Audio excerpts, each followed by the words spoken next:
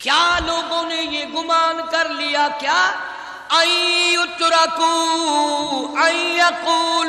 آمنا، اتنا کہنے پر چھوٹ جائیں گے، اتنا کہنے سے جنت میں چلے جائیں گے، اتنا کہنے سے جہنم سے بچ جائیں گے، پلسرات کے عذاب سے بچ جائیں گے، آمنا میں مانتا ہوں۔ دوستو، قاری حنیف ملتانی صاحب رحمۃ اللہ علیہ کا بہت ہی شاندار اور عمدہ بیان لے کر کے حاضر ہوا ہوں، جس کا عنوان ہے ہماری سوچ۔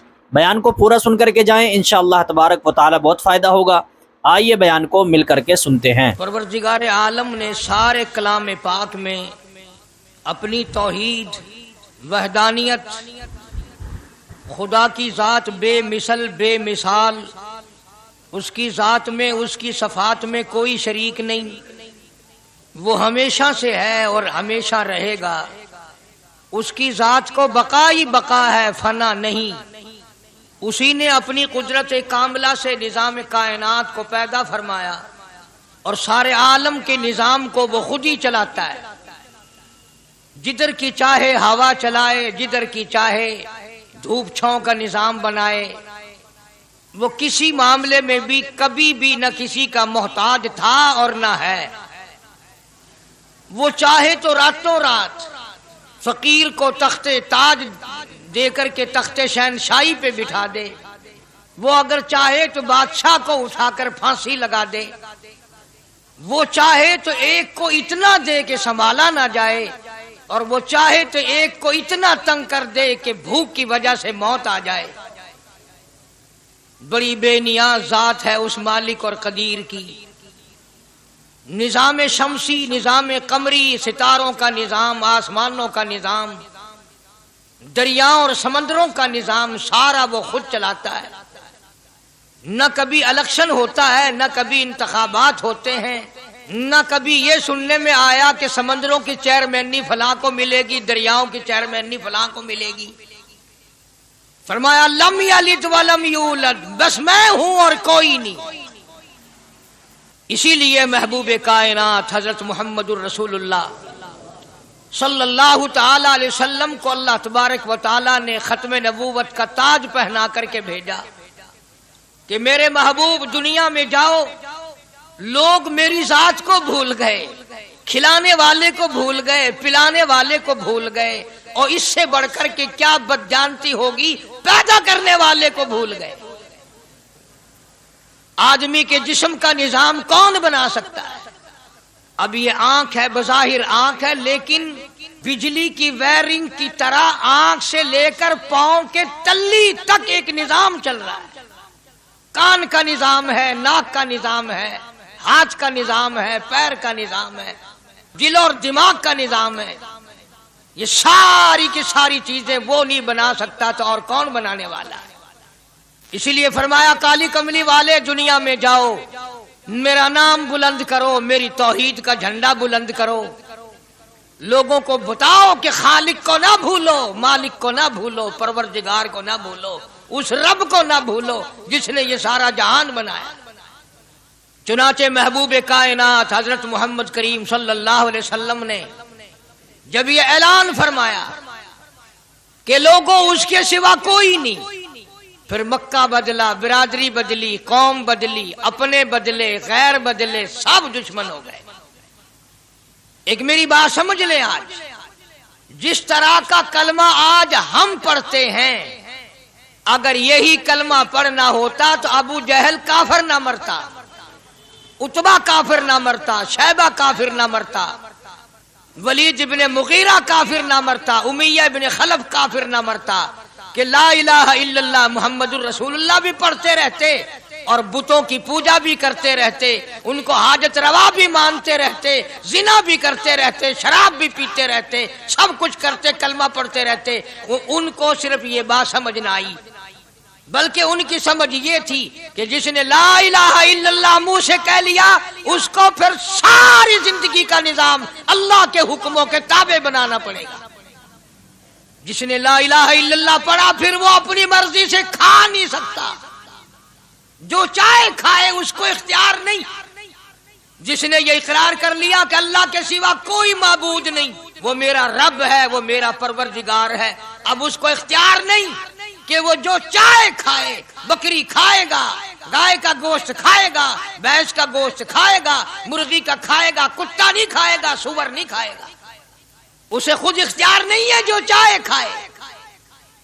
اسی طرح جس نے کلمہ پڑھا وہ پینے میں خود مختار نہیں کہ جو چائے پیے، پانی پیے گا، سوڈا پیے گا، لسی پیے گا، شربت پیے گا، چائے پیے گا، شراب نہیں پیے گا، پیشاب نہیں پیے گا، حرام نہیں پیے گا، اختیار ختم۔ جب کھانے میں ہم مختار نہیں، اپنا اختیار نہیں رکھتے، پینے میں ہمیں اپنا اختیار نہیں، پہننے میں ہمیں اپنا اختیار نہیں، چلنے پھرنے میں ہمیں اپنا اختیار نہیں، اللہ کے حکموں کی تابع داری کرنی پڑے گی۔ آج یہی بات قرآن کریم نے تمہارے سامنے رکھی ہے۔ اور بھولے ہوئے مسلمانوں، خدا کا ہم پر کتنا بڑا کرم ہے کہ سفید داڑھی ہو جاتی ہے، قبر کے قریب ہو جاتے ہیں، اللہ پاک بار بار قرآن پھر سامنے لاتا ہے، اور مان جا، مان جا، اب بھی مان جا، اب بھی مان جا۔ فرمایا الف لام میم احسب الناس، کیا لوگوں نے یہ گمان کر لیا، کیا لوگوں کا یہ خیال بن گیا، کیا لوگوں کا یہ عمل بن گیا، کیا لوگوں کا یہ عقیدہ بن گیا، کیا لوگوں نے یہ ظام کر لیا، کیا لوگ یہ بنا بیٹھے، تکیہ لگا بیٹھے، ٹھیکہ کر بیٹھے، احسب الناس،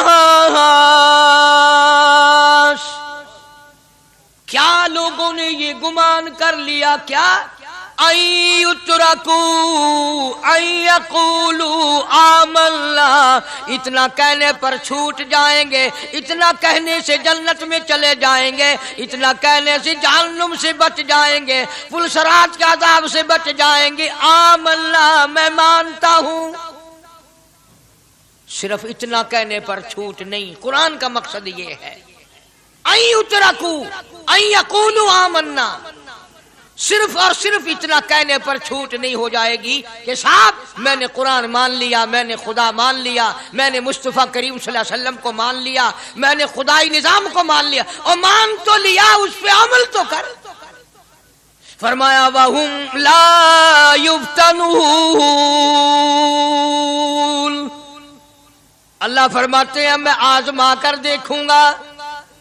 اگر ماسٹر کو امتحان لینے کا اختیار ہے کہ بچہ فیل ہے یا پاس، ڈاکٹروں کو امتحان لینے کا اختیار ہے، پروفیسروں کو امتحان لینے کا اختیار ہے، تو فرمایا وَلَقَدْ فَتَنَّ الَّذِينَ مِن قَبْلِهِمْ فَلَيَعْلَمَنَّ اللَّهُ الَّذِينَ صَدَقُوا وَلَيَعْلَمَنَّ الْكَاذِبِينَ۔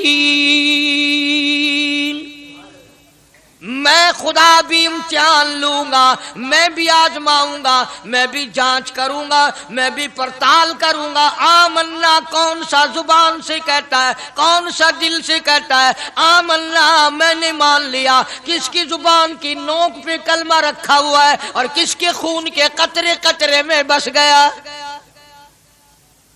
میں یہ آزما کر دیکھوں گا، میں یہ پتہ کروں گا کہ آمنا کہنے والے لوگوں کا حال کیا ہے۔ کہیں ایسا تو نہیں کہ ادھر کلمہ بھی چل رہا ہے، ادھر قبروں کو بھی چاٹا جا رہا ہے، ادھر کلمہ بھی چل رہا ہے، ادھر قبر پرستی بھی ہو رہی ہے، بت پرستی بھی ہو رہی ہے۔ ارے ہندو اگر بت کی پوجا کرے تو کافر ہے، اور مسلمان 100 قبروں کی مٹی چاٹے اب بھی مسلمان ہے۔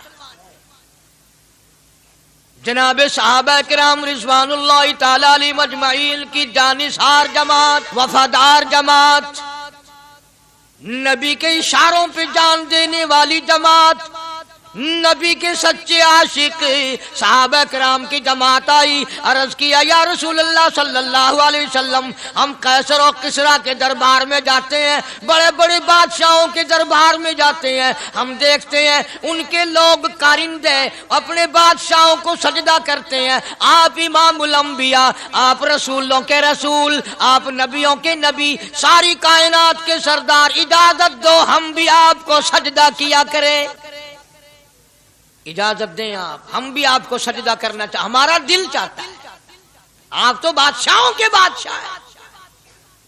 فرمایا لعن اللہ الیہود والنصارى، اندازہ لگاؤ سوال کیا کیا تھا اور اللہ کے پاک پیغمبر صلی اللہ علیہ وسلم نے جواب کیا دیا ہے؟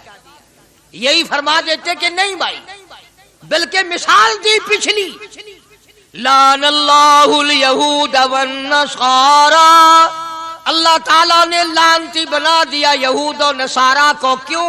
اتخذوا قبور انبیائہم مساجدا، انہوں نے اپنے نبیوں کی قبروں کو سجدہ گاہ بنایا، اس لیے ملعون بن گئے، لعنتی بن گئے کہ انبیاء علیہ الصلوۃ والسلام کی قبروں کو سجدے شروع کر دیے۔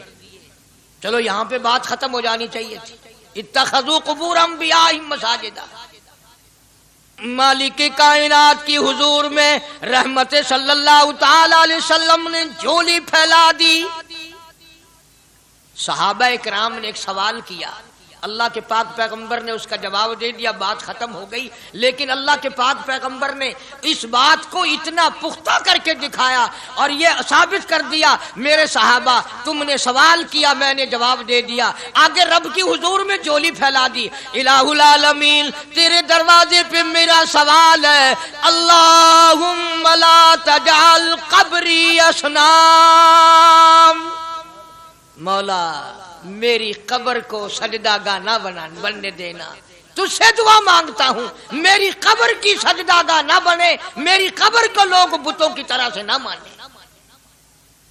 لوگ آج ایک بات کرتے ہیں کہ جی ہم نے اپنے باپ دادا کو یوں کرتے دیکھا، اب قرآن ماننے یا دادا پر دادا کو ماننے؟ محبوب کائنات حضرت محمد کریم صلی اللہ تعالی علیہ وسلم نے جب قوم کے سامنے اللہ کا قرآن رکھا، یہی جواب انہوں نے دیا، وَإِذَا قِيلَ لَهُمْ تَعَالَوْا إِلَى مَا أَنزَلَ اللَّهُ وَإِلَى الرَّسُولِ، مکے والے کہتے تھے او اللہ کے نبی خدا کی بات مانے، قرآن مانے، رسول کو مانے، ما حسبنا ما وجدنا علیہ آباءنا، یا اس رستے کو ماننے جس پر ہم نے اپنے بڑکوں کو دیکھا، اپنے باپ دادا کو دیکھا، اس رستے پہ چلیں یا قرآن کے رستے پہ چلیں؟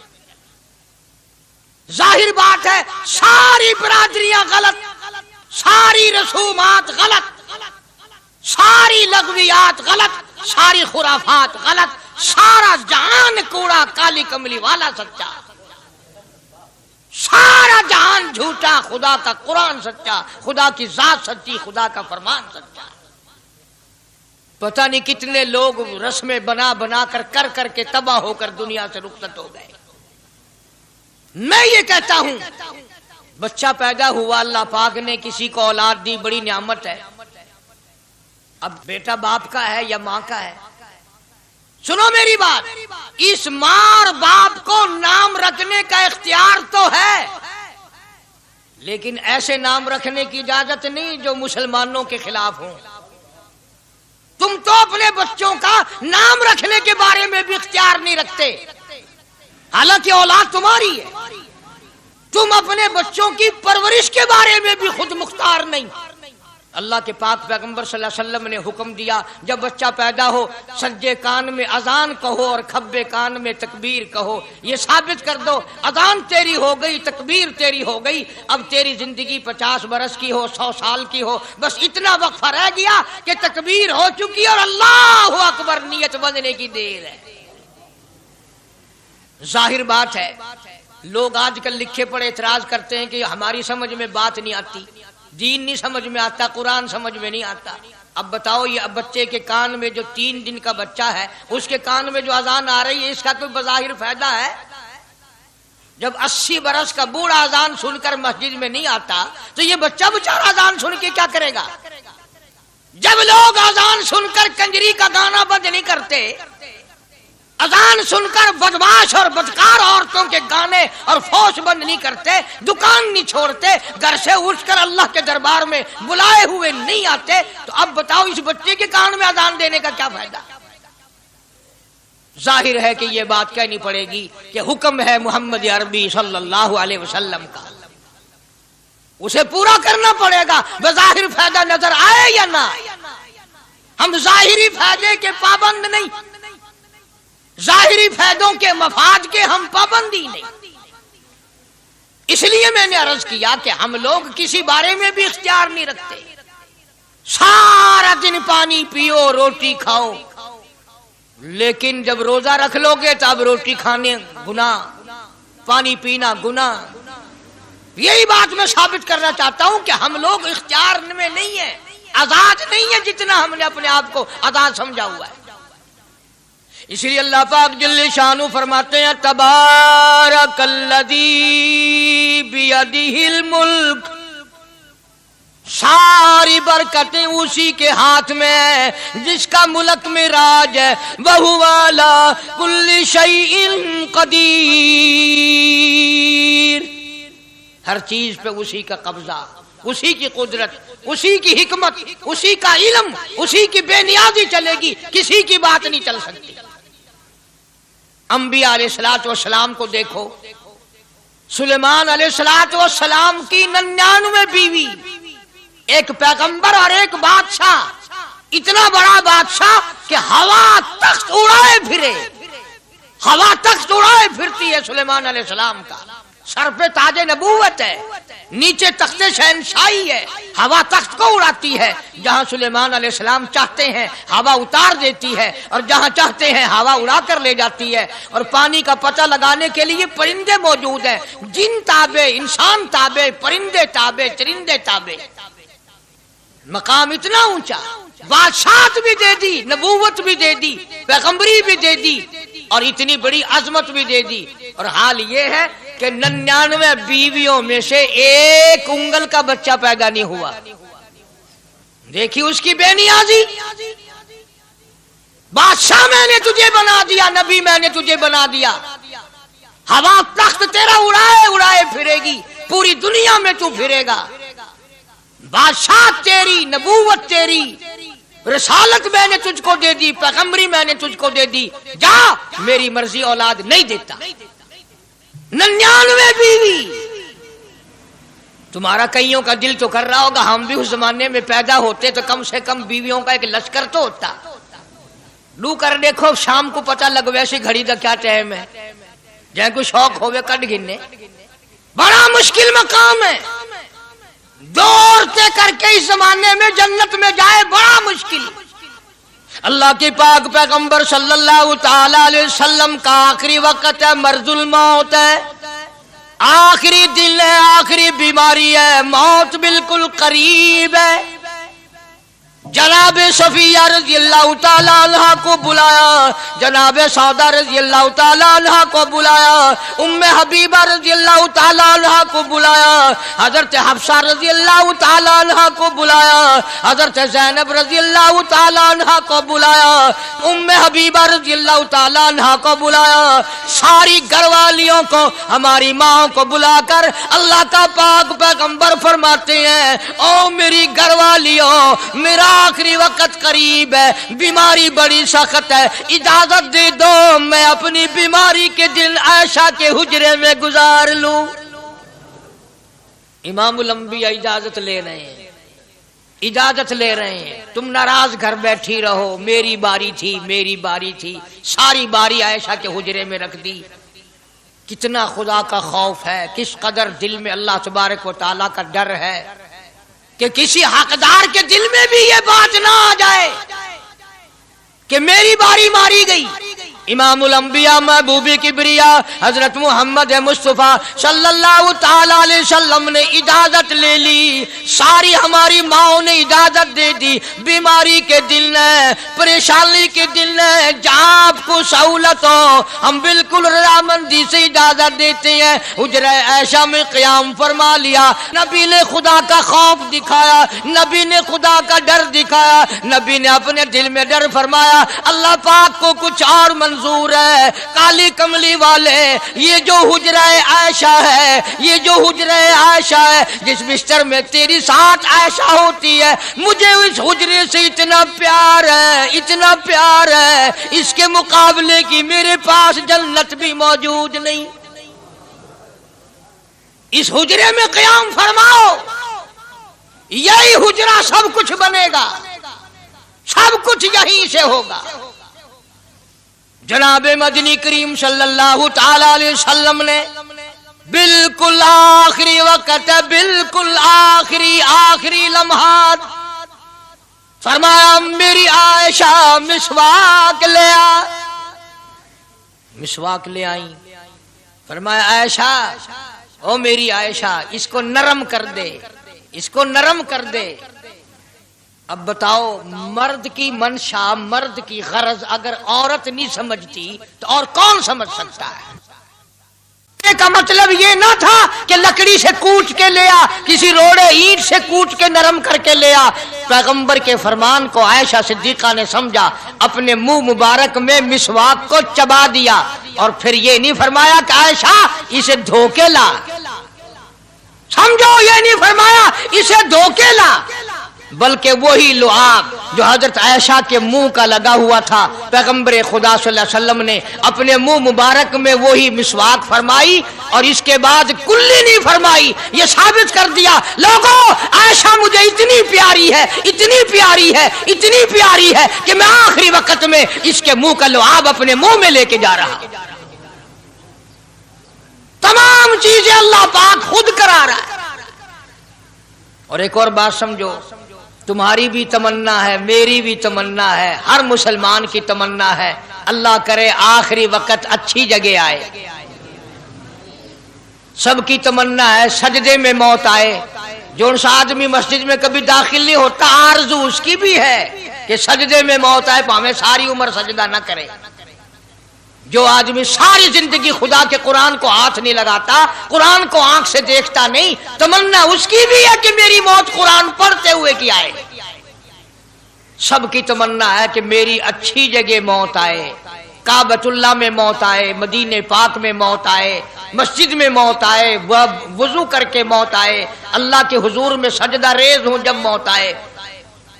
تم یہ تمنا کر سکتے ہو، تمہاری یہ حسرت ہو سکتی ہے. امام الانبیاء کی کوئی تمنا نہیں. کالی کملی والے کی بھی تو تمنا ہوگی، یا اللہ سب سے اچھی جگہ میری موت آئے. اللہ تبارک و تعالی جل شانہ نے یہ ثابت کر دیا، میرے محبوب تیرے لیے حجرہ عائشہ سے اچھی جگہ آسمانوں پہ بھی نہیں، جنت میں نہیں. یہ جو عائشہ کا حجرہ ہے، جہاں جبریل کے سلام آتے ہیں، جہاں خدا کا قرآن نازل ہوتا ہے، اس سے اچھا کوئی ٹھکانہ نہیں. اور ایک اور بات سمجھو، آج کل بھی تجربہ کر لیں، باپ سے دھی کو بڑا پیار ہوتا ہے، اور باپ کو بھی اپنی بیٹی سے بڑا پیار ہوتا ہے. یوں ہی اگر منہ بنا دے بیٹی ابا کے سامنے اور اتنا سا لفظ کہہ دے ابا، رونے کی شکل بنا کر، خدا گواہ باپ کا کلیجہ پھٹ جاتا ہے. کیا ہوا بیٹی، دیے کیے؟ وہ چپ کر ویندی، 10 مینو ہویا کیے؟ چین نہیں آتا جب تک دھی سے پوچھ نہ لے. آخری وقت ہے پیغمبر خدا صلی اللہ علیہ وسلم کا، اور حضرت فاطمہ الزہرا رضی اللہ تعالیٰ عنہ اور عائشہ صدیقہ رضی اللہ تعالیٰ عنہ دونوں موجود ہیں. اور لوگوں آج ہمیں باپ کو دنیا سے جاتا ہوا بیٹی دیکھ کر گوارا نہیں کر سکتی، تو فاطمہ الزہرا جس کا ابا کالی کملی والا ہو کیسے گوارا کرتی؟ خود حضرت علی فرماتے ہیں رضی اللہ تعالیٰ عنہ کہ پیغمبر کی وفات کے بعد 6 مہینے فاطمہ الزہرا زندہ رہی، کسی نے ہنستی ہوئی نہیں دیکھی. خود حضرت علی گواہ ہے، فرماتے ہیں 6 مہینے میں کبھی پیٹ بھر کے نہیں کھایا، ہر وقت رویا کرتی تھی. کبھی کہتی تھی او لوگو تم نے کن ہاتھوں سے میرے ابا کی قبر پہ مٹی ڈالی، تم نے کن ہاتھوں سے شہنشاہ کائنات صلی اللہ تعالی علیہ وسلم کو قبر مبارک میں رکھ دیا. ثابت میں یہ کرنا چاہتا ہوں کہ میرا یہ عقیدہ ہے کہ جناب عائشہ صدیقہ رضی اللہ تعالی عنہا کی گود میں حضور کی وفات ہوئی. آپ کی وفات شریف حضرت عائشہ صدیقہ کی گود میں ہوئی. تو خداوند کریم نے جس نے ساری کائنات کا آپ کو سردار بنایا، رحمت للعالمین بنایا، ساقی کوثر بنایا، شافی محشر بنایا، تمام مسلمانوں کا پوری کائنات کے لیے رحمت بنا کر کے بھیجا، اللہ پاک نے سب سے اچھی جگہ حضرت عائشہ صدیقہ کی گود پسند آ گئی. اس لیے محمد عربی صلی اللہ تعالی علیہ وسلم نے सारी जिंदगी ला इलाहा इल्लल्लाह मुहम्मदुर रसूलुल्लाह लोगों तक पहुंचाने के लिए मार खाई। आज हम कलमा भी पढ़ रहे हैं, झूठ भी बोल रहे हैं, कलमा भी हो रहा है, रिश्वत भी चल रही है, कलमा भी पढ़ रहे हैं, लोगों की धी बेटियों के साथ बदकारी भी हो रही है, कलमा भी चल रहा है, शराब भी पी रहे हैं, कलमा भी पढ़ रहे हैं, सुअर भी खा रहे हैं। बताओ ये क्या कलमा है? किस काम आएगा कलमा? हजरत सहाबा किराम रिज़वानुल्लाहि ताला अलैहिम अजमाइन का ये आलम है। जिसने कलमा पढ़ा उसने पूरी जिंदगी एक सेकंड में बदल दी, एक सेकंड में बदल दी। जिस दिन शराब की हुर्मत कुरान में आई, शराब का हराम होना कुरान में आया, सहाबा के घरों में भी थी, मुसलमानों के घरों में भी शराब थी। लेकिन जब शराब की हुर्मत का हराम होने का कुरान ने ऐलान किया, मैं दावे से कहता हूं, जिम्मेदारी से कहता हूं, मदीने में यहूदी भी थे, इधर उधर ईसाई भी थे, जो किसी सहाबी ने यह सोचा हो चलो हमारे लिए तो हराम है, इसके 4 पैसे तो बना ले, यहूदियों को बेच दे, ईसाइयों को बेच दे, वो तो पाबंद नहीं, पैसे तो बनाए। बल्कि उलमा ने लिखा है कि मदीने की गलियों में शराब का दरिया बह गया, मटके तोड़ दिए, सुराइयां तोड़ दी, बोतलें मार मार के दीवारों में तोड़ दी। कुरान आया, उसके बाद आखिरी दम तक किसी सहाबी ने पीना तो क्या उस बर्तन को भी हाथ नहीं लगाया जिसमें शराब थी। आज हम तो अपने लिए मसला निकाल लेते हैं। अब ये जितने गरीब लोग हैं फीम खाते रहते हैं, चरस पीते रहते हैं, हरियून खाते रहते हैं और अपने आप को हर वक्त कहते हैं मैं गरीब हूं, कि हाँ मेरा हिसाब, कि हाँ मेरा आजाब, कहीं मेरी जन्नत, कि हाँ मेरा दोज़ख वंजना। अच्छा तेरी खुदाई बही है? तमाम के तमाम ये ऐब गरीबों ने पकड़ लिए। इसलिए अल्लाह पाक जल्ले शानु ने ऐलान कर दिया, फरमाया आसिबन्नास, क्या लोगों का ये गुमान है, आई उतरकू, छोड़ दूंगा मैं, आई यकूलू आमल्ला, सिर्फ आमल्ला कहने पर छोड़ दिए जाएंगे, वहुम ला युफ्तनून, मैं आजमा कर देखूंगा कि ला इलाहा इल्लल्लाह मुहम्मदुर रसूलुल्लाह के मुताबिक जिंदगी है कि नहीं, मेरे महबूब के सूरत के मुताबिक सूरत बनी के नहीं, लिबास बना के नहीं, खाना पीना मेरे महबूब की इताअत करते हुए गुलामी में करता है या खुद मुख्तार होकर के करता है। अब एक सांस में पानी पी लेना ये ईसाइयों की आदत है। आका मदनी मोहम्मद अरबी सल्लल्लाहु अलैहि वसल्लम ने फरमाया 3 सांस लेकर के पियो। अब पेट भी भर गया, पानी भी पेट में चला गया और काली कमली वाले की गुलामी भी हो गई। फरमाया बिस्मिल्लाह करके पियो, दूसरी गुलामी हो गई। सज्जे हाथ से पियो, तीसरी गुलामी हो गई। खाना खाओ बिस्मिल्लाह पढ़ के शुरू करो।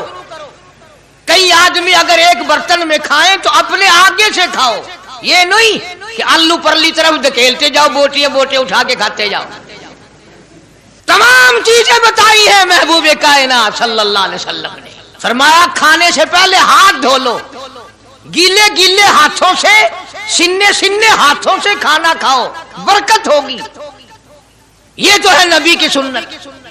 और ये भी फरमाया, हजरत आयशा रजी अल्लाह तआला अन्हा फरमाती हैं, सुभान अल्लाह, हमारी माँ ने हमें क्या क्या बताया कि अगर कई आदमियों का खाना घर से जाता, जब बर्तन वापस आते, हजरत आयशा फरमाती है रजी अल्लाह तआला अन्हा कि बर्तनों को देखकर मैं समझ जाती थी कि महबूब कायनात सल्लल्लाहु अलैहि वसल्लम ने इस प्याले में खाना खाया। किसी ने पूछा हजरत आयशा से कैसे पता चल जाता था आपको?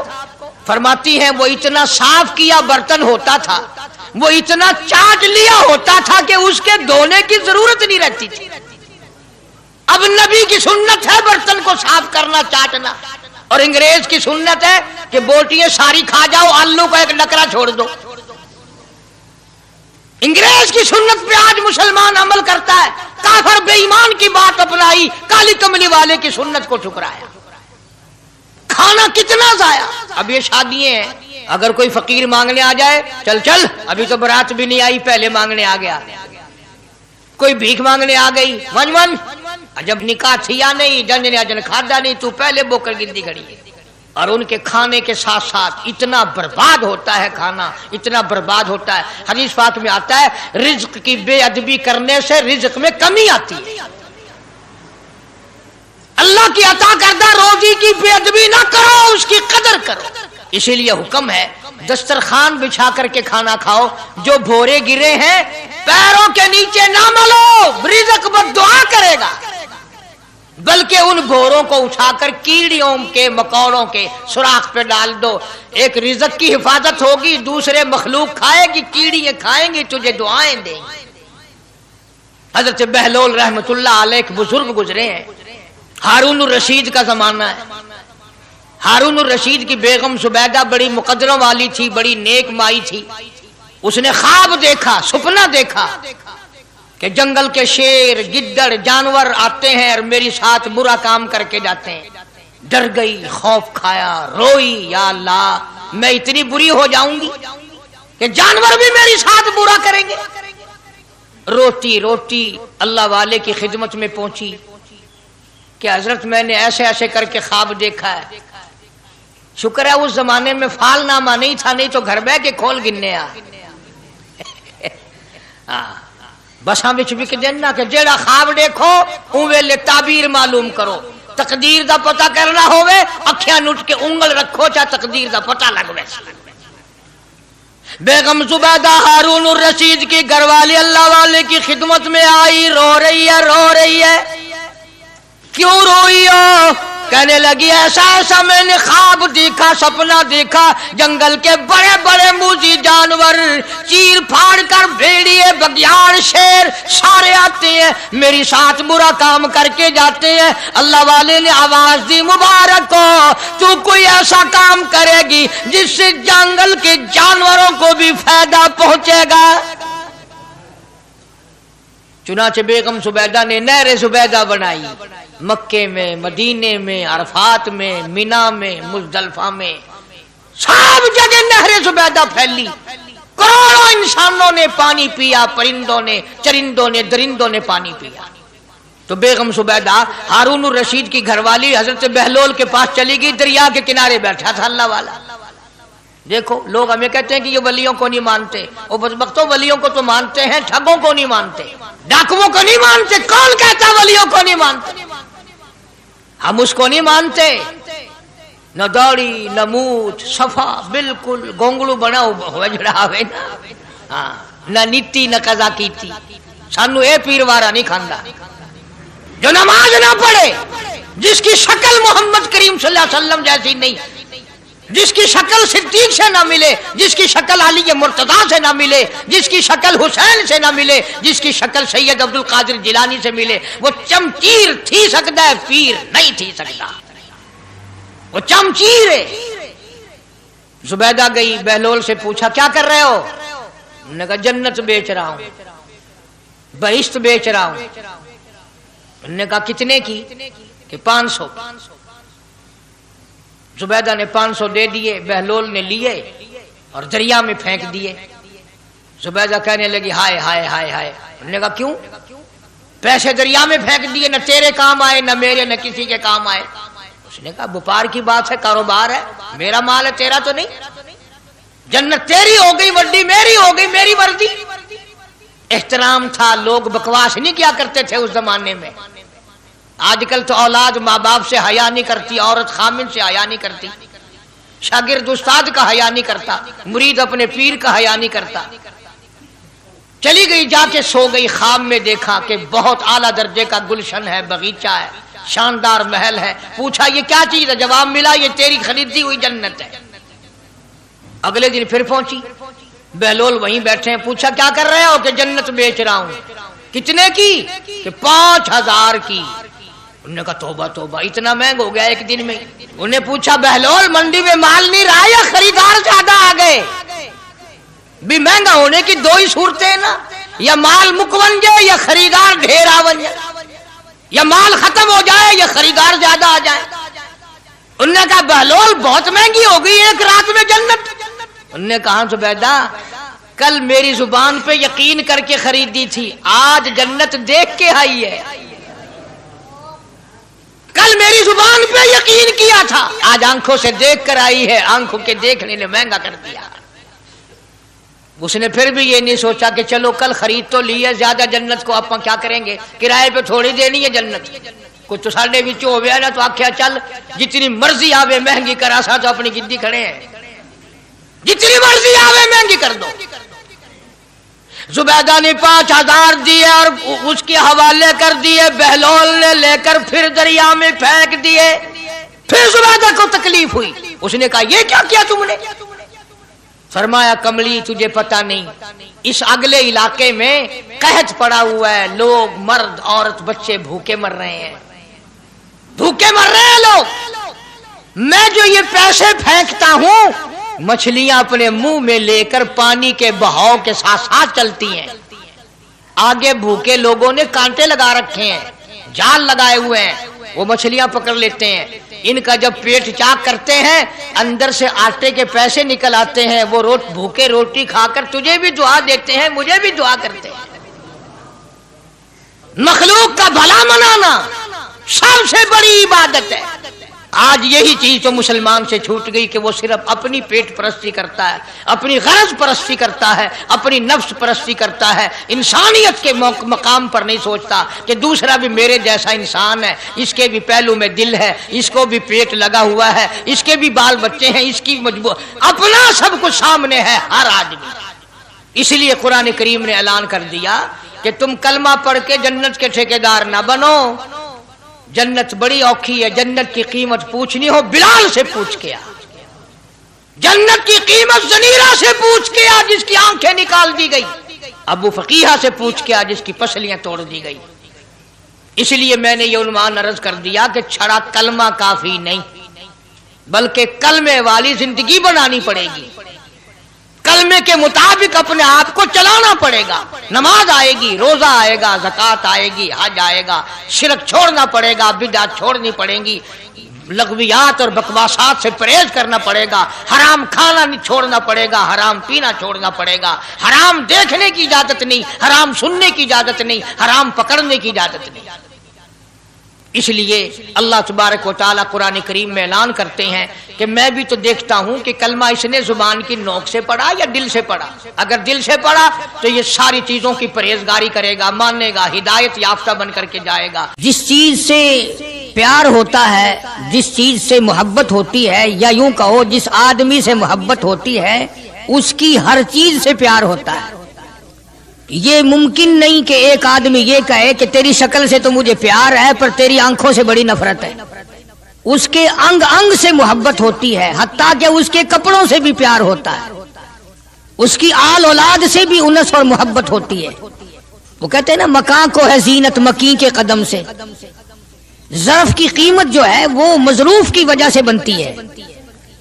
اب دنیا میں اسلام اور ایمان کی بنیاد یہی چیز بنے گی کہ جیسے کہ حضور کریم صلی اللہ علیہ وسلم کی ذات اقدس سے محبت ہے، پیار ہے، عظمت ہے، تعلق ہے، اسی طرح سے صحابہ کرام ہو یا نبی کا خاندان ہو یا نبی کا مکان ہو یا نبی کا لایا ہوا دین ہو، ہر چیز سے پیار ہونا چاہیے۔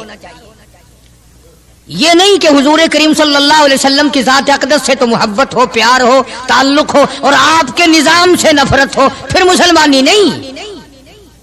خاندان نبوت سے بھی پیار کرنا پڑے گا اور ہونا چاہیے۔ اسی لیے میری ایک بات دل کی تختی پہ لکھ کے لے جاؤ کہ ہمارے نبی کی بات بھی نرالی اور ہمارے نبی کی جماعت بھی نرالی، ہمارے نبی کی ذات بھی نرالی، شان بھی نرالی، شہر بھی نرالا، ملک بھی نرالا۔ کیا چیز عرض کر کے میں آپ کو سمجھاؤں؟ اللہ پاک کو کیا ضرورت پڑی تھی مکے مدینے کی گلیوں کی قسم کھانے کی؟ خدا کو شوق چڑھا کہ پتھروں کی قسم کھانا؟ فرمایا لا اقسم بہذا البلد، میرے محبوب جن گلیوں میں تیرے قدم لگے ہیں مجھ خدا کو ان گلیوں کی قسم، ان شہروں کی قسم، اس وطن کی قسم۔ انناس وہاں نہیں پیدا ہوتا، سیب وہاں نہیں پیدا ہوتا، انگور وہاں نہیں پیدا ہوتا، غلہ کھانے پینے کا سامان وہاں کچھ نہیں پیدا ہوتا، ہے پہاڑ اور پہاڑ بھی خشک، لیکن محبوب جہاں رہتا ہو اس کی ہر چیز سے پیار ہوتا ہے۔ یہ مثال دینی تو نہیں چاہیے، ویسے سمجھانے کے لیے کہتا ہوں۔ مجنو کو ایک اونٹ والا آدمی مل گیا، اس نے مجنو نے پوچھا کہ تو کہاں چلا ہے؟ تو مشہور تو تھا ہی، لوگ جانتے تھے کہ یہ مجنون نے کہا لیلا کے شہر چلاؤں کہ میرا سلام کہیو بہت بہت، کہ اچھی بات۔ آدھا میل وہ اونٹ والا چلا، پھر دوڑ کے بھاگ کے اسے رلا، کہنے لگا میرا پیغام یاد ہے؟ کہ ہاں یاد ہے، کہ زور زور سے سلام کہنا۔ آدھا میل 1 میل پھر چلا وہ اونٹ والا، پھر دوڑ کے مل گیا، حتیٰ کہ اس شہر میں ہی پہنچ گیا جہاں اس نے جانا تھا۔ اونٹ والا کہنے لگا رے میرا سر کھاتے کھاتے تو نے یہ وقت کر دیا، تو خود ہی جا کے سلام کہہ لے، اب تو شہر وہی آ گیا، میں کیا کہوں گا۔ تو جب شہر کے اس علاقے میں گیا جہاں لیلا رہتی تھی، تو گلی سے کتا نکلا، مجنون نے بیٹھ کے کتے کے پاؤں چومنے شروع کر دیے۔ لوگ کہنے لگے پاگل ہے، گدھا ہے، دیوانہ ہے۔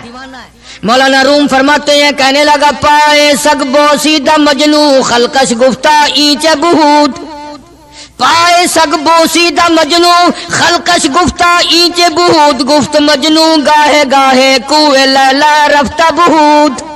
لوگوں نے کہا پاگل، کتے کے پاؤں چوم رہا ہے، تیری عقل ماری گئی۔ مجنو کہنے لگا پہلے اپنی آنکھوں کا تو علاج کرو، تمہیں کتا تو نظر آتا ہے، یہ نظر نہیں آتا، یہ آیا کس کی گلی سے ہے، نکلا کس کی گلی میں سے ہے۔ جب دل میں کوئی بات سما جائے پھر یہی حال بنا کرتا ہے۔ جنگل میں بیٹھا ہوا مجنون یوں انگلی سے لکیریں نکال رہا تھا، کچھ لکھ رہا تھا اور دیکھ رہا تھا۔ کسی نے پوچھ لیا کیا کر رہا ہے یہاں جنگل میں بیٹھا ہوا؟ کہنے لگا گفت نقشے نام لیلا می رقم، گفت نقشے نام لیلا می رقم، خاطر خود را تسلی میں دہم۔ کہنے لگا لیلا کا نام لکھ لکھ کر دیکھتا ہوں، تسلی دیتا ہوں اپنے دل کو۔ عرض کرنے کا مقصد یہ کہ جب دل میں کسی کی بات سما جائے پھر اس کی شکل سے، پھر اس کے پیر کی خاک سے، ہر چیز سے محبت ہو جاتی ہے۔ تو مسلمان جب کلمہ پڑھتا ہے لا الہ الا اللہ محمد الرسول اللہ صلی اللہ تعالی علیہ وسلم، تو اللہ پاک نے جس نبی کی محبت دلوں میں ڈالی ہے اس کی ہر چیز سے پھر پیار ہونا چاہیے۔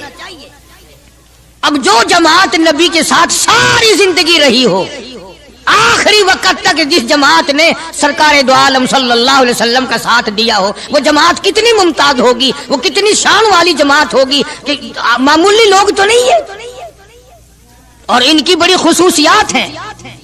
مثلا ایک قافلہ چل رہا ہے، اور وہ قافلہ اور وہ لشکر بھی کتنا خوش قسمت ہوگا جس میں خود محمد عربی صلی اللہ علیہ وسلم موجود ہے۔ پانی ختم ہو گیا، گرمی تھی، شدت کی بڑی تکلیف ہوئی لوگوں کو بھی جانوروں کو بھی، تو صحابہ کرام نے مشورہ کیا اور اکٹھے ہو کر کے سرکار دو عالم صلی اللہ علیہ وسلم کے دربار عالیہ میں آئے کہ جی پانی نہیں ہے، جانوروں کو بڑی تکلیف ہے اور آدمیوں کو بڑی پیاس ہے، بڑی تکلیف ہے، آپ اللہ پاک سے دعا فرمائیں۔ جناب سرکار مدینہ صلی اللہ علیہ وسلم نے دعا فرمائی۔ اب آگائی میرے محبوب موسیٰ علیہ السلام نے بھی پانی مانگا تھا، میں نے ان کو پانی دیا اس طریقے سے قرآن کہتا اضرب بعصاک الحجر، لکڑی پتھر میں مارو، انہوں نے پتھر میں آسا مارا، ہم نے فانفجرت من حسنتا عشرت عینا، ہم نے 12 چشمے جاری کر دیے تھے۔ موسیٰ علیہ السلام نے لکڑی ماری۔ او میرے نبی، آج میں اگر آپ سے بھی لکڑی لگواؤں، اسی طرح سے آپ کو بھی لکڑ پتھر میں مارنی پڑے، پھر کلیم میں اور حبیب میں کیا فرق ہوگا؟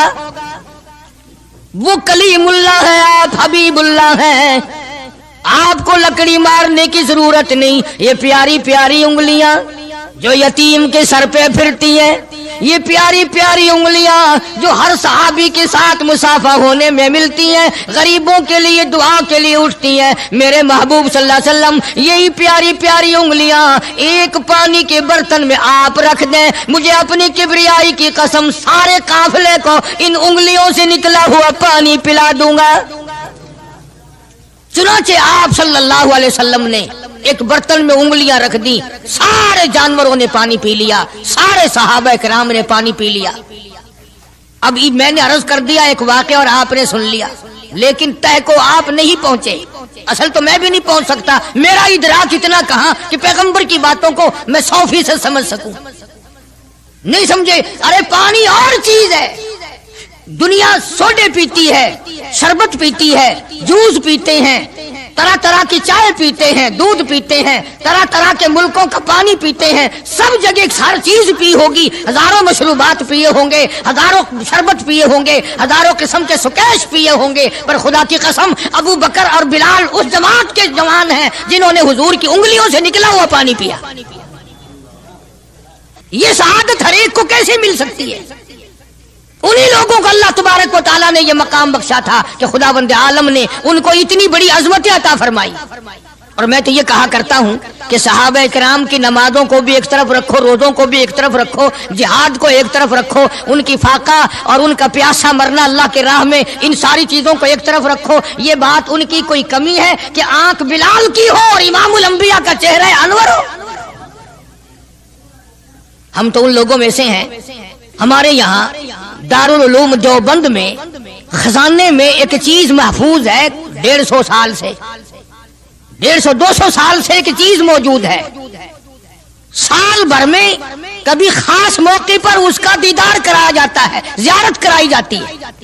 یہ میں صفائی نہیں دے رہا، کئی لوگ کہتے ہوں گے جی دیوبندیوں کی صفائی دیتا ہے، بلکہ میں اپنا عقیدہ اور اپنے بزرگوں کا پروگرام بتاتا ہوں کہ ایسے تھے لوگ۔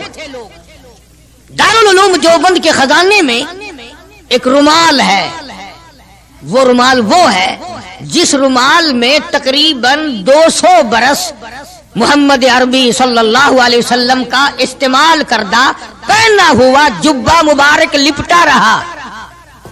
یعنی یہ رومال حضور صلی اللہ علیہ وسلم کا استعمال کردہ نہیں، آپ ان کے ہاتھ نے، آپ کے چہرے انور نے یا آپ کے بدن مبارک کے کسی حصے نے اس رومال کو استعمال نہیں کیا، اور نہ کوئی غلط بیانی ہوئی، بلکہ یہ ثابت ہے کہ اس رومال میں حضور صلی اللہ علیہ وسلم کا جبہ مبارک جو تھا وہ 200 برس تک لپٹا رہا۔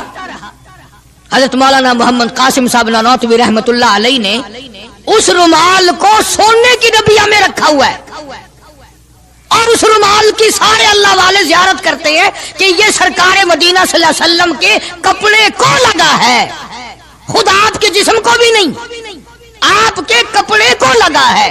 جو لوگ حضور کے کپڑے کو لگے ہوئے کپڑے کی بھی عزت کرتے ہو، ان کے اندر حضور کی محبت کتنی ہوگی؟ وہ سونے کی ڈبیا میں موجود ہے، اور کبھی کبھی اس کا خاص موقع پر اہتمام کے ساتھ اس کی زیارت کرائی جاتی ہے۔ نام پتہ بتانے کی مجھے اجازت نہیں ہے۔ یہاں پاکستان میں ایک جگہ ہے، وہاں پر حضور کریم صلی اللہ علیہ وسلم کی ریش مبارک، آپ کی داڑھی مبارک کا ایک بال سونے کی ڈبیا کے اندر اور ڈبیا اور پھر اس میں بڑا کچھ عطر وغیرہ اس میں وہ سنبھال کے رکھا ہوا ہے، اور ایک بال مبارک میں سے 2-3 شاخیں اور نکلی ہوئی ہیں۔ میں یہ عرض کر رہا تھا کہ جو لوگ آپ کے نالین مبارک کی بھی عزت کرتے ہوں، ان کے خود اپنے دلوں میں کتنی محبت اور عظمت ہوگی۔ حدیث پاک کی ایک کتاب ہے جامع ترمذی، عربی مدارس میں پڑھائی جاتی ہے۔ اس کتاب میں سرکار مدینہ صلی اللہ علیہ وسلم کا حلیہ نقشہ موجود ہے۔ تمہارے دل میں تو کبھی یہ محبت بھی نہ اٹھی کہ کم سے کم ہم کبھی کتابوں میں، حالات میں سنے تو صحیح، آپ کی شکل مبارک کس طرح کی تھی، رنگ مبارک کیسا تھا، انگلیاں مبارک کیسی تھی، چہرہ انور کیسا تھا؟ کتابوں میں سب کچھ موجود ہے۔ تم عادی بن گئے دوڑے سننے کے، غلط باتیں سننے کے، اصل بات رہی گئی۔ تو میں بتانا یہ چاہتا ہوں کہ جامع ترمذی کتاب جو ہے حدیث پاک کی، اس میں آپ صلی اللہ علیہ وسلم کی چپل مبارک کا نقشہ ہے، آپ کی نالین مبارک کا نقشہ ہے، یعنی سرکار دو عالم صلی اللہ علیہ وسلم کی جوتی مبارک کا نقشہ ہے۔ اب وہ ہے اس زمانے کی، بالکل سادہ چپل ہے، پہاڑی قسم کی۔ تو میرے بزرگوں کا اور میرے اکابر کا، علماء دیوبند کا یہ عقیدہ ہے کہ اگر کوئی آنکھوں سے وہ نقشہ دیکھ لے، توجہ کرنا، اور دل میں یہ خیال لائے ہیں یہ بھی کوئی جتی ہے، باٹا والے اتنی اچھی بناتے ہیں، سروس والوں کی اتنی چپلیں اچھی ہیں، فلانے ملک کی اتنی اچھی ہیں، امریکہ میں یوں بنتی ہیں، ہمارے یہاں کمپنیاں یوں بناتی ہے، یہ تو کوئی خاص چپل نہیں۔ ہمارے بزرگوں نے لکھا ہے جس کے دل میں اتنی سی بات آئی، ایمان چلا گیا، ایمان نہیں رہے گا، اس لیے کہ اس ذات کی نالین مبارک کی عزت بھی فرض ہے۔ آئی بات سمجھ میں؟ یعنی کس قدر عظمت ہے، کس قدر محبت ہے، اور کس قدر تعلق ہے محمد عربی صلی اللہ علیہ وسلم کی ذات سے ان لوگوں کو۔ मौलाना रशीद अहमद साहब गंगोही रहमतुल्लाह अलैह रमजान मुबारक में मदीने पाक से मुरीद खजूरें लाके दे देते, तो आप मुरीदीन को खजूरें तकसीम फरमाते और फरमाते गुठलियां मुझे वापस कर दो, खजूरें खाकर गुठलियां वापस दे दो। हजरत क्या करते, उन गुठलियों को इकट्ठा करके हावन दस्ते में कूट कर सफूफ बनाकर रख लेते और रमजान शरीफ में जिस पानी से रोजा इफ्तार करते वो गुठलियों वाला सफूफ उसमें मिलाकर पीते कि ये मेरे आका के शहर की गुठलियां हैं। कितनी बड़ी इज्जत है। उस जमाने में बिजलियां नहीं होती थी, चिराग जलते थे हुजूर करीम सल्लल्लाहु अलैहि वसल्लम के गुंबद खिदरा पे, जहां हर वक्त अल्लाह की रहमतें बरसती हैं। अल्लाह हर एक को ज़ियारत नसीब फरमाए। 24 घंटे फरिश्ते सलाम पढ़ रहे हैं, सलात पढ़ रहे हैं, दुरूद पाक पढ़ रहे हैं, चारों तरफ से रहमत ही रहमत बरस रही है। तो जैतून तेल जलता था, किसी मुरीद ने हजरत को लाके वो चिराग का बचा हुआ तेल, एक तो जैतून वैसे बकबका होता है, जैतून का तेल कोई जायकेदार नहीं होता, वैसे ही बकबका, और फिर उस चिराग का बचा हुआ जो जल चुका हो और भी ज्यादा बदबूदार हो जाता है। लेकिन मौलाना रशीद अहमद गंगोही रहमतुल्लाह अलैह को जब किसी ने लाके दिया तो हजरत ने वो बचा हुआ चिराग का तेल खड़े होके पिया। तो किसी ने पूछा हजरत ये क्यों? फरमाया तुझे क्या मालूम है, ये उस चिराग का बचा हुआ तेल है जो काली कमली वाले सल्लल्लाहु अलैहि वसल्लम के रोजा अक़दस पे जल रहा था। मौलाना मोहम्मद कासिम साहब नौनौतवी रहमतुल्लाह अलैह को किसी ने मदीने पाक से रुमाल लाके दिया, आप उसको चूमने लगे, आंखों से लगाने लगे। तो किसी ने कहा हजरत क्या चूम रहे हो, ये तो इटली का बना हुआ रुमाल है, मदीने में रुमाल थोड़े ही बनते हैं, ये तो इटली का फला मुल्क का बना हुआ, जर्मन का बना हुआ रुमाल है, आप चूम रहे हैं इसको, ये मदीने में थोड़ी फैक्ट्री को रुमालों की कारखाना है। फरमाया नहीं ठीक है मुझे भी पता है, बनाया जर्मन वालों ने है, बना इटली में है, लेकिन ये बात तो देख, मैं तो इसलिए चूम रहा हूँ कि मदीने की हवा इसको लगी है, मदीना मुनव्वरा की इसको हवा लग गई है, इसलिए मैं मोहब्बत में चूम रहा हूं। अर्ज करने का मकसद ये कि इन लोगों के दिलों में प्यार होता है तो प्यार के इजहार के तरीके होते हैं, मोहब्बत कभी नहीं छुपी रहा करती। मौलाना मोहम्मद कासिम साहब नौनौतवी रहमतुल्लाह अलैह जब मदीने पाक पहुंचे, कई मील इधर को जूता उतार दिया, रात का वक्त था, पैर जख्मी हो रहे हैं, सवारी खाली चल रही है। किसी ने अर्ज किया हजरत सवारी पे सवार हो जाओ, पांव जख्मी हो रहे हैं। फरमाया मदीना मेरे आका का शहर है, सवारी पे चढ़कर दाखिल होते हुए मदीने पाक में शर्म आती है, मदीने जैसे शहर में सवारी पे चढ़कर दाखिल हूं। चुनाचे जितने दिनों मदीने पाक में रहे जूता नहीं इस्तेमाल किया, जूता नहीं पहना मदीने पाक में रहते हुए मौलाना मोहम्मद कासिम नौनौतवी रहमतुल्लाह अलैह ने। तो शागिर्दों ने पूछा हजरत पथरीला इलाका है, ठोकरें लगती हैं, आप ऐसा ना करें। फरमाया भाई डर लगता है कहीं मेरा जूते वाला पैर उस जगह पर ना कि पड़ जाए जहां मेरे आका हजरत मुहम्मदुर रसूलुल्लाह सल्लल्लाहु ताला अलैहि वसल्लम के कदम मुबारक लगा। इतनी अजमत, इतना प्यार, इतना अदब। इमाम मालिक रहमतुल्लाह अलैह ने सारी उम्र मदीने पाक में गुजारी, लेकिन मैं जिम्मेदारी से कहता हूं 3 मील के अंदर अंदर इमाम मालिक ने कभी पेशाब पखाना नहीं किया। मदीने शहर में इमाम मालिक ने कभी पेशाब पखाना नहीं किया। फरमाते थे मेरे आका का शहर है, मुझे शर्म आती है। इसका नाम अजमत है, इसका नाम मोहब्बत है। 2 गजलें गा लेना या 2-4 शेर पढ़ लेना और न नमाज पढ़ना, न रोजे रखना, न कुरान की तिलावत करना, न दुरूद शरीफ का विर्द करना और न सहाबा किराम का जिक्र खैर करना, ये मोहब्बत का मयार तुम्हें बताया किसने है? तुम्हें शक्लों से पता नहीं चलता कि ये हुजूर करीम सल्लल्लाहु अलैहि वसल्लम का मोहब्बत करने वाला या नहीं करने वाला? कैसे मोहब्बत का मयार अपना सकते हैं वो लोग, चरस पीने वाले, फीम खाने वाले, भंग पीने वाले, कुत्तों से हर वक्त खेलने वाले, वो कभी आका दो आलम सल्लल्लाहु अलैहि वसल्लम के खादिम हो ही नहीं सकते। मौलाना मोहम्मद कासिम साहब नौनौतवी रहमतुल्लाह अलैह साहबा सुफ़ा के चबूतरे तक जाते हैं, सलाम के लिए जाते हैं, लेकिन साहबा किराम सुफ़ा रज़ियल्लाहु ताला अन्हुम अजमाइन के चबूतरे के करीब से रो कर वापिस आ जाते हैं। शागिर्दों ने पूछा हजरत आगे क्यों नहीं तशरीफ ले जाते? फरमाया भाई घबराहट होती है, शहंशाह का दरबार है, शहंशाह कायनात का दरबार है, मुझे डर लगता है आगे जाते हुए, शर्म आती है। कई दिनों के बाद माजा शरीफ तक गए, जालियों के करीब तक गए और वहां जाकर के सलाम अर्ज किया। تو مولانا محمد قاسم صاحب نانوتوی رحمتullah علیہ ہنستے ہوئے واپس تشریف لائے. کسی نے پوچھ لیا اللہ والے کئی دنوں سے تو دیکھا روتے ہوئے واپس آیا کرتے تھے, آج مسکراتے ہوئے آئے ہو؟ فرمایا الحمدللہ کام بن گیا, کام بن گیا. اس کسی نے پوچھ لیا کیا کام بن گیا؟ فرمانے لگے تمہیں کیا معلوم ہے میرے آقا کا مجھ پہ اتنا کرم تھا, میرے آقا کا مجھ پہ اتنا کرم تھا, بھر دیا میرا دامن پھیلانے سے پہلے, میرے آقا کا مجھ پہ اتنا کرم تھا, نشہ رنگ لایا پلانے سے پہلے, اور بھر دیا میرا دامن پھیلانے سے پہلے, مجھے کالی کملی والے صلی اللہ علیہ وسلم نے دودھ پلا دیا, علم حدیث پلا دیا. عجب انداز کے لوگ ہیں, عشق ان جیسا. باہر تشریف لائے, نعتیہ کلام تو دیکھو, عشق کے بغیر ایسا کون کہہ سکتا ہے. یوں فرماتے ہیں جیوں تو سگانے, جیوں تو سگانے حرم کے ساتھ پھروں, او میری مولا بقایا زندگی اگر میری ہے, میرا مدینے کے کتوں میں شمار کر دے, میں بڑا راضی. جیوں تو سگانے حرم کے ساتھ پھروں, اور مروں تو کھائے مجھ کو مدینہ کے مرغ مار, میں مدینے میں مر جاؤں, مدینے کے پرندے مجھے کھا جائے, میں بڑا راضی. کیا انداز ہے ان لوگوں کا.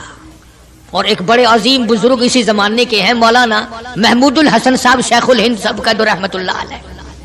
بڑے بڑے عجیب لوگ تھے. کلام تو ان لوگوں کا حق تھا نا جو ہر وقت نبی صلی اللہ علیہ وسلم کی یاد میں مگن رہتے تھے, اسی لگن میں لگے رہتے تھے, اسی سوز و گداز میں, اسی محبت میں ہر وقت رہتے تھے. مولانا شیخ الہند رحمتullah علیہ جنت کو خطاب کر کے کہتے ہیں, فرماتے ہیں او جنت میں نے مانا کہ تجھ میں حور و قصور رہتے ہیں, او جنت میں نے مانا کہ تجھ میں حور و قصور رہتے ہیں, اور یہ بھی میں نے مانا کہ ضرور رہتے ہیں.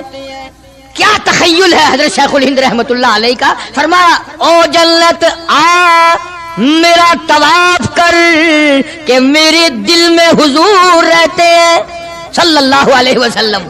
بڑی عجیب بات کہی. اور جنت تیری ساری نعمتیں, تیرے سونے کے مکانات, تیری چاندی کی اینٹیں, تیرے مشک و عنبر سے بنے ہوئے گارے کے محلات, تیری نہریں, تیری حوریں, تیرے قصور, تمام نعمتیں, آؤ ساری میرے طواف کرو, اس لیے کہ میرے دل میں کالی کملی والے بسے ہوئے صلی اللہ علیہ وسلم. عرض کرنے کا مقصد یہ کہ یہ لوگ تھے جو نبی کی ہر چیز سے پیار کرتے تھے, رنگ سے, روپ سے, شہر سے, حالات سے, در و دیوار سے, ساری چیزوں سے. اللہ جس کو نصیب کر دے یہ ہر ایک کو تھوڑا ہی ہوتا ہے. مولانا قاضی احسان احمد صاحب شجاع آبادی رحمتullah علیہ فرماتے تھے اس زمانے میں عرب میں غربت تھی, نہ سونا تھا نہ پٹرول تھا, غریب حالات تھے وہاں کے. فرماتے ہم نے کھانا کھایا, اور کھانا کھا کر ہم نے ایک ہڈی چوس کر پھینکی, تو ایک عربی ایک دیہاتی کا بچہ کھڑا ہوا تھا, وہ اس ہڈی کو اٹھا کر چوسنے لگا. ہم نے دیکھ لیا, ہمیں ترس آیا, ہم نے اس بچے کو اپنے پاس بلایا, چھوٹا سا معصوم بچہ ہے, اور اسے کھانا کھلایا, اور کھانا کھلایا, پانی پلایا, کچھ پیسے بھی دیے اس کو کہ بھی کسی غریب کا بچہ ہے جو ہڈی پھینکی ہوئی اٹھا کے چوس رہا تھا. اس کے بعد ہم نے اس بچے سے کہا یا ایھا الصبی کہ او بچے ہمارے ساتھ ہمارے ملک چل, تجھے کھلاویں گے بھی, پلاویں گے بھی, کپڑے بھی دیں گے, تیری شادی بھی کریں گے, تجھے سب کچھ دیں گے, مکان بھی دیں گے, سب انتظام کریں گے تیرا. انہوں نے کہا سب کچھ کرو گے کہ ہاں سب کچھ دیں گے, ساری چیزیں مجھے کھلایا پلایا کرو گے کہ سب کچھ کھلایا پلایا کریں گے, کپڑے بھی خوب دو گے کہ ہاں کپڑے بھی خوب دیں گے, مکان بھی دو گے کہ ہاں مکان بھی دے دیں گے. اللہ اکبر. معصوم بچہ گنبد خضرا کی طرف اشارہ کر کے کہنے لگا کیا تمہارے ملک میں یہ بھی ہے,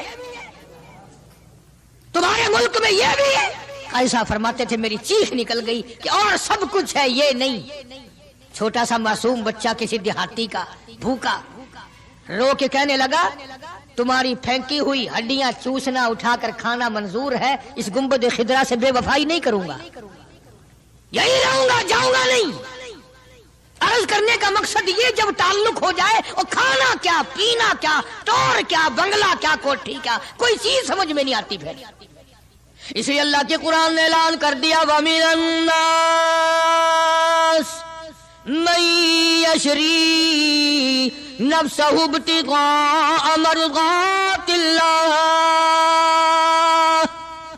اللہ پاک خود اعلان کرتا ہے بعض لوگ وہ ہیں جنہوں نے میرے ساتھ کاروبار کیا، جنہوں نے معاملہ کیا، جنہوں نے میرے ساتھ دھندا کیا، لین دین کیا، من یشری نفسہ ابتغاء مرضات اللہ۔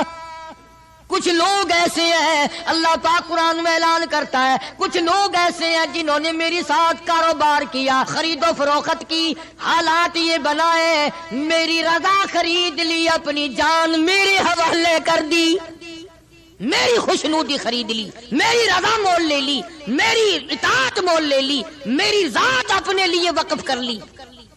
نفسہ ابتغاء مرضات اللہ واللہ رؤوف بالعباد۔ ایسے ہی لوگوں کے لیے میری شفقتیں ہیں، ایسے لوگوں کے لیے میری مہربانیاں ہیں، ایسے لوگوں کے لیے میرا لطف اور کرم ہے، میری عطا اور بندہ نوازی ایسے لوگوں کے لیے ہیں جو میری ساتھ کاروبار کریں، جان مجھ ہے تو میری دی ہوئی لیکن وہ میرے حوالے کر دیں، میں جب اسلام ایمان قرآن کے لیے چاہوں ان کی جان کو لے کر استعمال کر سکتا ہوں۔ اور آگے قرآن کریم نے جو بات فرمائی وہ بڑی عجیب ہے، فرمایا یا ایھا الذین آمنوا ادخلوا فی السلم کافہ۔ او ایمان والو، کلمہ پڑھنے والو، نبی کی زبان پر یقین کرنے والو، قبر اور قیامت پہ یقین کرنے والو، موت کا یقین کرنے والو، آخرت پہ ایمان رکھنے والو، آؤ ادخلوا فی السلم کافہ، اسلام میں پورے پورے داخل ہو جاؤ۔ یعنی یہ نہیں کہ دل میں تیرے اسلام ہے اور شکل تیری اسلام سے باہر ہے، یہ نہیں کہ دل میں اسلام ہے اور کپڑوں میں نہیں، دل میں اسلام ہے اور پیروں میں نہیں اور ہاتھ میں نہیں، اعمال میں نہیں، نظام میں نہیں، تو یہ بات غلط ہے۔ کافہ پورے پورے داخل ہو جاؤ اسلام میں مرنے سے پہلے پہلے۔ یہ نہیں ہے کہ دل میں تو محبت رکھو حضور کریم صلی اللہ علیہ وسلم کی اور تعلق، اور ویسے رکھو جی انگریز بہت اچھے ہیں جی، کیا کہنا انگریزوں کا، یہودی بہت اچھے ہیں، بہت اچھے ہیں، دنیا میں بڑے ترقی یافتہ ہیں، جی یہودیوں کی ریس کون کر سکتا ہے؟ خدا اس بات سے ناراض ہے، فرمایا ارے یہودی کیا کریں گے، سینکڑوں ہزاروں یہودی مل کر، کروڑوں یہودی مل کر نعوذ باللہ میرے بلال کی پیر کی اڑی ہوئی خاک کا مقابلہ نہیں کر سکتے۔ رہی بات دیانت و امانت کی کہ صاحب انگریز بڑی دیانت سے کام لیتے ہیں، یہ تو ہماری غلطی ہے، اسلام کی غلطی تھوڑی ہے، یہ اسلام نے تھوڑی سکھایا ہے کہ منہ میں اللہ اللہ کرو اور دل میں کچھ اور بسا کر کے رکھو، یہ بات تو قرآن نے نہیں سکھائی۔ فرمایا ادخلوا فی السلم کافہ، اسلام میں پورے پورے آ جاؤ، سر سے لے کر پیروں تک اسلام کو نافذ کرو، اپنے گھروں کو مسلمان والا گھر بناؤ، اپنے کاروباری ادارے کو، دکان کو اسلام والی بناؤ، یہ نہیں کہ بازار اور چیز ہے قرآن اور چیز ہے۔ یہ بات اجازت نہیں دیتا اسلام کہ مسجد میں آ کر کے نماز پڑھنا، اللہ اللہ کرنا اور دکان پہ بیٹھ کے ٹھگی مارنا، فریب کرنا، جھوٹ بولنا، قطعاً اجازت نہیں دیتا اسلام۔ ہر میدان کے لیے اسلام پکڑتا ہے، اس کی غلامی کرتے ہوئے چلنا پڑے گا، اگر اس کی غلامی نہ ہوئی تو بات بگڑے گی، اور یعنی اصل تو یہی بگڑے گی، یعنی بگڑے گی تو آگے جا کر کے بگڑے گی، اور ہزاروں کی بگڑتی دیکھی، دنیا ہی میں ہزاروں کی بگڑتی دیکھی۔ اس لیے مجذوب نے بڑا بر وقت ٹوکا، اور مجذوب بڑا جھنجھوڑتا ہے، کہتا کہ تجھے کیا معلوم ہے، یہ تو آخری وقت میں جا کر کے پتہ چلے گا کمائی کیا کرتا رہا۔ فرمایا دو دل کی زندگی پہ نہ اتنا اچھل کے چل، دو دل کی زندگی پہ نہ اتنا اچھل کے چل، یہ راستہ ہی چل چلاؤ کا ہے، ذرا سنبھل کے چل۔ جوانی سب پہ آئی ہے، ہر ایک نے جوانی کو گزار دیا۔ نوجوانوں فخر نہ کرو، آج اگر تم مسجد میں نہیں آتے تو تمہارا کیا خیال ہے، تم نہیں آتے بلکہ وہ رب العالمین تمہیں اپنے دروازے پہ آنے نہیں دیتا، تم اس قابل نہیں کہ خدا کے دربار میں آ کے سر جھکاؤ۔ ساری چیزیں ہم محمد عربی صلی اللہ علیہ وسلم کی جتنی ہیں، خاندان سے بھی پیار کرنا پڑے گا، اور آپ کے در و دیوار سے بھی، اور ہر چیز سے محبت کرنی پڑے گی۔ اکابر کا یہی طریقہ رہا ہے۔ شیخ العرب والعجم حضرت مولانا سید حسین احمد صاحب مدنی رحمت اللہ علیہ دیوبند شہر میں اپنے آستانے پہ بیٹھے ہیں۔ بمبئی کا ایک سیٹھ آدمی مرید ہونے کے لیے آیا سفر کر کے، اور سلام کر کے واپس ہونے لگا، تو کسی نے، یہ حضرت نے پوچھ لیا بھی کیا بات ہے؟ کہا جی میں بمبئی سے مولانا مدنی کا مرید ہونے کے لیے آیا تھا۔ انہوں نے کہا پھر؟ کہ میرا تو دل بگڑ گیا۔ اس نے کہا کیوں؟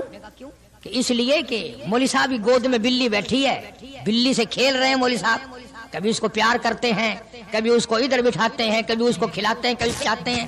یہ چھتر ہے جو بلیوں سے کھیل رہا ہے، بلیوں میں لگا ہوا ہے۔ تعریف سنی تھی۔ اللہ اکبر۔ شیخ مدنی رحمت اللہ علیہ نے فرمایا تجھے یہ معلوم ہونا چاہیے میں اس سال یہ بلی بھی مدینے سے لایا ہوں، میں اس لیے اس سے محبت کرتا ہوں، میں اس کو وہیں سے لایا ہوں، اور اس کے پیر مسجد نبوی میں لگے ہوئے ہیں۔ تو ہر آدمی ان چیزوں کے اندر غور نہیں کر سکتا، نہ سمجھ سکتا ہے۔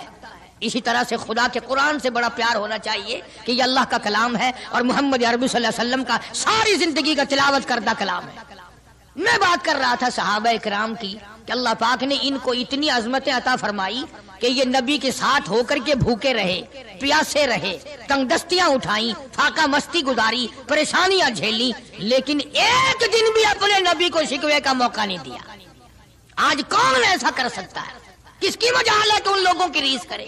یوں لکھا کتابوں میں کہ ایک آدمی کے گھر بکرے کی سری آئی، کسی نے ہدیہ بھیجا دوست نے، انہوں نے کہا بھائی ہم نے تو شام بھی روٹی کھائی پکائی تھی، اس برابر والے گھر میں کل سے دھواں نہیں نکلا، ان کے یہاں پہنچا دو۔ انہوں نے ان کے یہاں پہنچا دی برابر والے گھر میں۔ برابر والے کہتے ہیں ہم نے تو کل صبح کھائی تھی، ہم تو کل صبح کے کھائے ہوئے ہی ہیں، 2 وقت کا فاقہ گزرا، اس برابر والے گھر میں پرسوں سے دھواں نہیں نکلا۔ وہ بکرے کی سری اس گھر میں پہنچا دی، حتیٰ کہ یہ بکری کی سری چلتی چلتی 7 گھروں میں پھر گئی، اور ہیں سارے ضرورت مند، حاجت مند سارے ہیں، لیکن نبی کریم صلی اللہ علیہ وسلم کے فرمان پہ عمل کرنے والے اتنے زیادہ ہیں کہ اپنے پیٹ کو، اپنے تن کو پیچھے کرتے ہیں اور برابر والے کے آگے آگے کرتے ہیں۔ وہ سری بکری کی گھومتی گھومتی پھر اس پہلے گھر میں ہی آ گئی۔ ارے اس سے بڑھ کر ان لوگوں کی مثال کون قائم کرے گا کہ جنگ میں ایک صحابی زخمی ہے اور بڑا زیادہ زخم کھائے ہوئے پڑا ہے، اور کسی کے ہاتھ اطلاع بھیجی کہ میرے بھائی کو کہنا اگر میری زندگی تک آ سکے جلدی مجھے 2 گھونٹ پانی کا پلا جائے، بڑی سخت پیاس لگی ہے۔ اطلاع ملنے پر وہ پانی لے کے دوڑا، اور یہ پیاسا ہے، آخری وقت ہے، پانی کے لیے پانی پیالے میں ڈالا۔ برابر میں بھی ایک اور آدمی زخمی پڑا تھا، صحابی ہے حضور کریم صلی اللہ علیہ وسلم کا، اس نے بھی آواز دے دی بھئی اپنا بھی آخری وقت ہے بھائی، اگر 2 گھونٹ زیادہ ہو تو ہمیں بھی دے دینا، ہم بھی اپنا حلق گیلا کر لیں گے۔ وہ پہلے والا کہتا ہے جس نے منگوایا تھا، انہوں نے کہا میرا اللہ مالک ہے پہلے اس کو پلا، میرا اللہ مالک ہے پہلے اس کو پلا۔ جب اس کے پاس گیا تو تیسرے نے آواز دے دی بھئی 2-4 قطرے بقایا ہو تو ہمیں بھی دے دینا بھائی۔ اس نے دوسرے کی طرف اشارہ کر دیا کہ پہلے اس کو پلا، تیسرے کی طرف گیا تو چوتھے نے آواز دے دی، اور جب چوتھے تک پہنچا وہ اللہ کے یہاں جا چکا تھا۔ خدا کی قسم یہ واقعات بنائے کسی نے نہیں، ارے محبت تو اس کو کہتے ہیں۔ چاروں کے چاروں حوض کوثر پہ تو پہنچ گئے مگر پانی کسی نے نہ پیا۔ کون ان لوگوں کی ریس کرے گا؟ کر ہی نہیں سکتا۔ نگاہ نبوت نے ان کو خدا جانے کہاں پہنچا دیا تھا۔ آج میرے تیرے دل میں یہ کس طرح سے برتری آئے دوسرے کی، ہمارے ہاتھ لگ جائے ایک مرتبہ کچھ پھر دیکھو تماشا۔ جب تک نہ ہاتھ لگے، تم بھی حاجی ہو میں بھی غازی ہوں، اس وقت تک سارے مسئلے بھی کرتے ہیں، اور ہاتھ لگ جائے پھر دیکھو کتنی گڑبڑ کرتے ہیں۔ اس لیے میں عرض کر رہا تھا کہ یہ لوگ سارے جہان میں نرالے ہیں۔ ممتاز شان ہے صحابہ کرام رضوان اللہ تعالی علیہ مجمعین کی جماعت کی، جن کو تعلیم نبی نے دی ہو، جن کی تربیت نبی کریم صلی اللہ علیہ وسلم نے کی ہو، اور جن کا پیر امام الانبیاء ہو، جن کا پیر کالی کملی والا ہو، جن کے بچوں کے حلقوں میں تحنیق یعنی گھٹی حضور کریم صلی اللہ علیہ وسلم نے دی ہو، اور جن کے گھروں میں حضور خود تشریف لاتے ہوں۔ کیا کہنا ان لوگوں کا؟ سیدہ ام ہانی رضی اللہ تعالی عنہا، یہ بیت اللہ شریف میں جدھر اذان ہوتی ہے پیچھے کر کے جگہ نا جہاں زیادہ بیٹھ کر لوگ قرآن کریم پڑھتے ہیں، یہ مکان ہے سیدہ ام ہانی رضی اللہ تعالیٰ عنہا کا. حضور کریم صلی اللہ علیہ وسلم یہاں دوپہر کے وقت آرام فرمایا کرتے تھے. تو گرمی تھی, پکھا بھی جلتی, اور جہاں پسینے کا قطرہ دیکھتی انگلی سے لے کر اپنی شیشی میں بند کر لیتی. صحابہ کی جماعت وہ نرالی جماعت ہے جنہوں نے نبی کے پسینے کی بھی حفاظت کی ہے. تو سیدہ ام ہانی میرے آقا محمد عربی صلی اللہ علیہ وسلم کے پسینے مبارک کو عطر کی جگہ استعمال کرتی تھی. عرض کرنے کا مقصد یہ کہ ہم لوگ آخر یہ باتیں صرف سنتے ہی رہیں گے؟ کب اپنی شکل بدلو گے, کب اپنا لباس بدلو گے, کب اپنے گھر کا حال بدلو گے؟ اور بگڑتا جا رہا ہے, دن بدن اور بگڑتا جا رہا ہے. مجھے ڈر ہے اس بات کا جب میرا تیرا گھر سے جنازہ اٹھے شاید گھر میں کوئی کلمہ پڑھنے والا بھی ہوگا کہ نہیں. بڑا مشکل مسئلہ بن گیا. بچوں کو ہم کلمہ نہیں سکھاتے, ہمارے بچے جو ہیں وہ دین نہیں سیکھتے. اور تجربہ کر کے دیکھ لو, اسکول میں بچوں کو بھیجو نا, خود بخود دوڑے دوڑے جاتے ہیں, نہاتے ہیں, دھوتے ہیں, تختی اٹھاتے ہیں, بستہ چار کرتے ہیں بچے. تو قرآن کریم کے درس میں بچے کو داخل کرو, گھسیٹ کے لانا پڑتا, بچہ ہٹتا ہی نہیں, گھسیٹ کے لانا پڑتا ہے, کھینچ کھینچ کے لاؤ, ڈنڈے مار مار کے پڑھاؤ بڑے مشکل سے.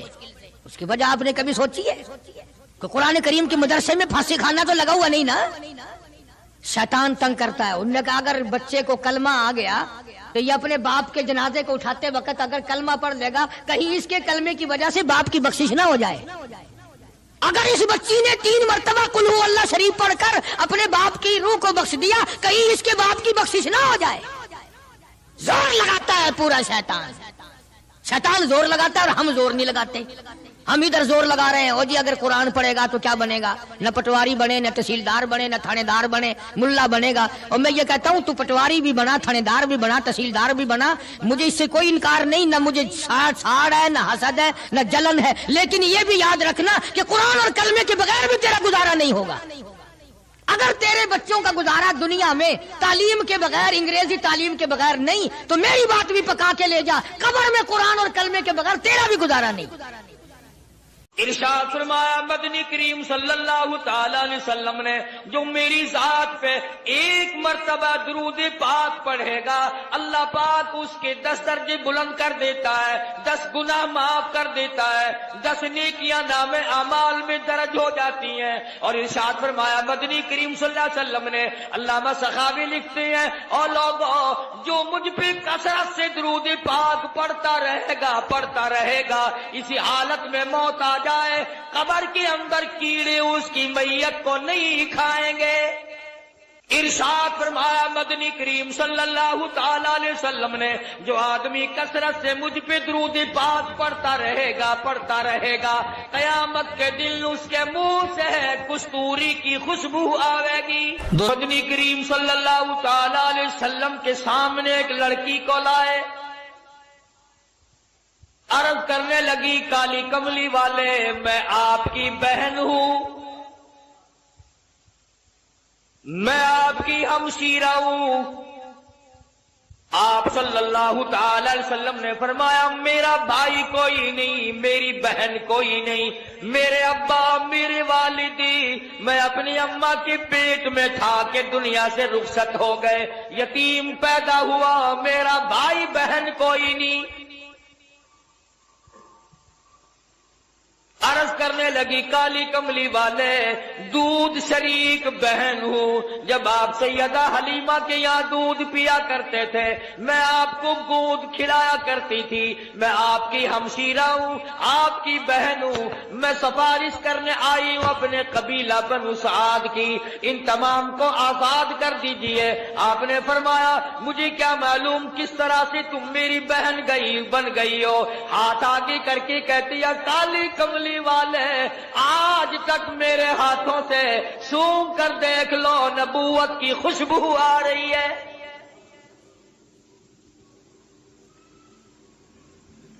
میں گود میں کھلایا کرتی تھی, میں آپ کو سنبھالا کرتی تھی, آج تک میرے ہاتھوں سے نبوت کی خوشبو آتی جاتی ہے. اور ایک اور نشانی آپ کو دکھا دوں, اس میں نشان موجود ہے. آپ میری گود میں تھے, بڑی تھوڑی سی عمر تھی, میں نے شرک کی بات کوئی زبان سے نکالی, آپ نے میرے کندھے میں چک مار دیا. مجھ نبی کو گود میں لے کر شرک کی بات کیسے کر سکتی ہو؟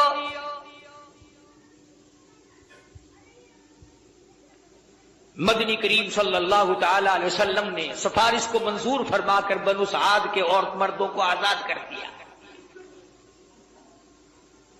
70,000 فرشتہ دائیں طرف ہے, 70,000 فرشتہ بائیں طرف ہے, 70,000 فرشتہ آگے ہے, 70,000 فرشتہ پیچھے ہے. درمیان میں امام الانبیاء محبوب کبریا حضرت محمد مصطفیٰ صلی اللہ تعالی علیہ وسلم کی ذات اقدس ہے. چاروں طرف نورانی ہے, بیچ میں انسان ہے, سید البشر ہے. سارا جہان دیکھ رہا ہے کہ نوریوں کے جھرمٹ میں حضرت محمد کریم صلی اللہ تعالی علیہ وسلم کی ذات اقدس ہے. پہلے آسمان پہ پہنچے, دستک دی گئی, دروازہ کھولا. مما کا کون ہے, کون ہے؟ عرض کیا گیا میں جبریل ہوں. مما کا تیری ساتھ کون ہے؟ جبریل کہتے ہیں مائی محمد. او آسمان والو آؤ مجھے مبارکباد دے دو, آج تو میری ساتھ امام الانبیاء ہے. فرشتے قطار در قطار کھڑے تھے.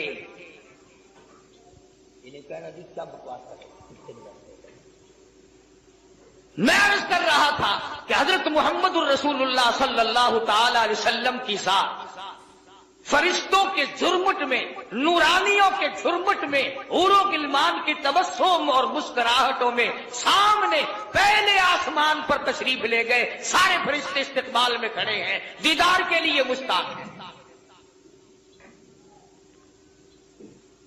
سیدنا آدم علیہ السلام سے یہاں بھی ملاقات ہوئی. فرمایا یا مرحبا یا ابن صالح, او میرے بیٹے مبارک ہو, میں بھی تجھ پر فخر کرتا ہوں کہ میری اولاد میں سے اللہ پاک نے آپ کو پیدا فرمایا صلی اللہ علیہ وسلم. دوسرے آسمان پہ, تیسرے آسمان پہ استقبال ہوتا جاتا ہے. دیدار کے مشتاق فرشتے دیدار کرتے جاتے ہیں, قربان ہوتے جاتے ہیں. جدھر سے گزرو سلام ہے, جدھر سے گزرو درود ہے. فرشتے درود پڑھتے ہیں, سلام پڑھتے ہیں. ان اللہ, تحقیق میں خدا, میں پروردگار, و ملائکہ, اور میرے فرشتے, یصلون علی النبی, مدنی کریم صلی اللہ علیہ وسلم کی ذات پہ درود پاک پڑھتے ہیں. یا ایھا الذین آمنوا, او ایمان والو تم بھی درود و سلام پڑھا کرو. ارشاد فرمایا مدنی کریم صلی اللہ تعالی علیہ وسلم نے, جو میری ذات پہ ایک مرتبہ درود پاک پڑھے گا اللہ پاک اس کے 10 درجے بلند کر دیتا ہے, 10 گناہ معاف کر دیتا ہے, 10 نیکیاں نام اعمال میں درج ہو جاتی ہیں. اور ارشاد فرمایا مدنی کریم صلی اللہ علیہ وسلم نے, علامہ سخاوی لکھتے ہیں, اور لوگوں جو مجھ پہ کثرت سے درود پاک پڑھتا رہے گا اسی حالت میں موت آ جائے, قبر کے اندر کیڑے اس کی میت کو نہیں کھائیں گے.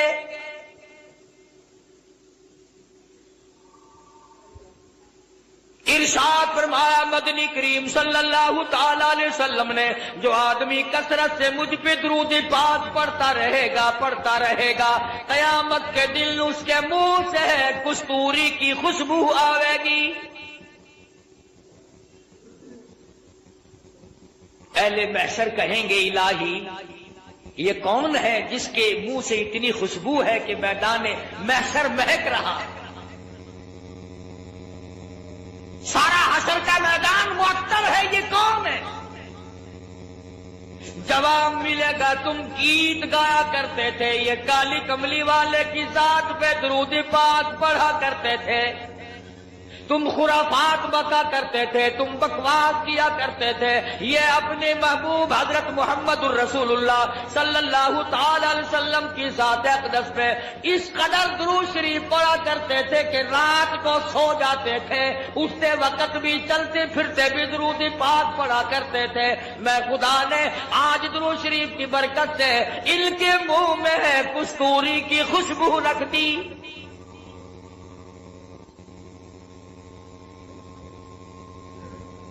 اور اس سے بڑھ کر کتنی بڑی بات ہے، علماء نے لکھا ہے کہ قیامت کے دن حضور صلی اللہ علیہ وسلم نے فرمایا کہ اس پیاس والے دن میں، 50,000 سال کے پیاس والے دن میں خود ان لوگوں کو تلاش کرنے آؤں گا اور ہاتھ پکڑ کر حوض کوثر پہ لے جاؤں گا اور رحمت والے ہاتھوں سے پانی پلاؤں گا۔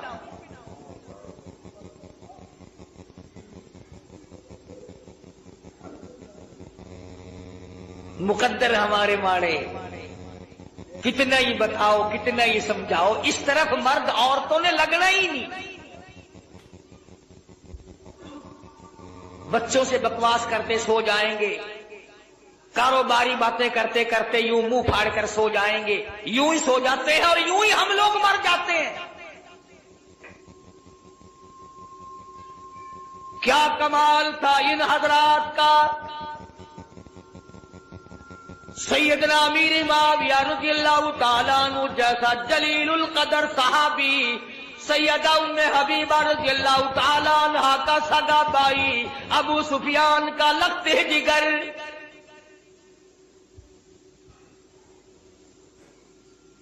جس گھر کی عورتوں کا یہ عالم ہے، جس گھر کی عورتوں کے عقیدے کا یہ حال ہے، ابو سفیان ابھی ایمان نہیں لائے تھے، مدینے پاک میں اپنی بیٹی سیدہ ام حبیبہ رضی اللہ تعالیٰ عنہا سے ملاقات کے لیے آئے، بیٹی سے ملنے کے لیے آئے۔ جب حجرے مبارک کے قریب آئے، اور لوگوں اور بلڈنگ کوٹھیوں بنگلوں پہ رات دن مرنے والوں، کبھی تو سیرت کی کتابیں اٹھا کر دیکھو، شہنشاہ کائنات کی کیا زندگی تھی۔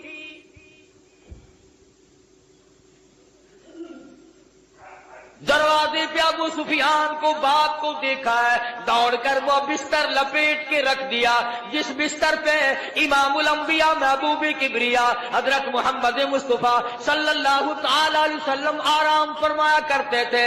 ابو سفیان نے دیکھ لیا، کہنے لگا بیٹی بے ادب ہو گئی ہو، گستاخ بن گئی ہو، ابا نہیں، لوگ اپنے ابا کے لیے بستر بچھایا کرتے ہیں، تم نے لپیٹ کے رکھ دیا۔ سیدہ ام حبیبہ کہتی ہے ابا جان اس گھر میں آ کر میں نے ادب کرنا سیکھ لیا ہے، اور میرے ابا میں تمہاری بیٹی ہوں، میں اپنا دوپٹہ تمہارے نیچے بچھا سکتی ہوں، میں اپنا کپڑا بچھا سکتی ہوں، اور یہ بات مجھ سے ہو نہیں سکتی کہ بستر نبی پاک کا ہو اور ابا مشرک ناپاک کافر کے نیچے بچھا دیا جائے۔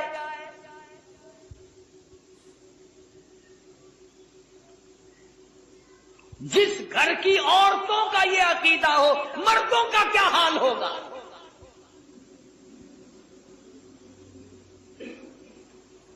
کمال برا عشق ہے سیدنا امیر معاویہ رضی اللہ تعالیٰ عنہ کے دل میں، فرماتے ہیں او لوگوں وہ سونے کی ڈبیا لے آؤ جس میں میں نے مدنی کریم صلی اللہ علیہ وسلم کے منہ مبارک ناخون مبارک رکھے ہوئے ہیں، اور لوگوں جب میری غسل سے فارغ ہو جاؤ، جب میری کفن سے فارغ ہو جاؤ، یہ میرے آقا کی ناخون میری آنکھوں پہ رکھ دینا۔ صحابہ کا عقیدہ دیکھو، صحابہ کا ایمان دیکھو۔ سیدنا امیر معاویہ رضی اللہ تعالیٰ عنہ فرماتے ہیں او لوگو میں یہ تجویز اس لیے کر رہا ہوں، قیامت کا میدان ہوگا، حشر کا میدان ہوگا، رب العالمین کی عدالت ہوگی، اللہ پاک پوچھے گا امیر معاویہ دنیا سے کیا لایا؟ میں عرض کروں گا الہی میں اپنی آنکھوں پہ اکالی کملی والے کی ناخون رکھ کے آیا ہوں۔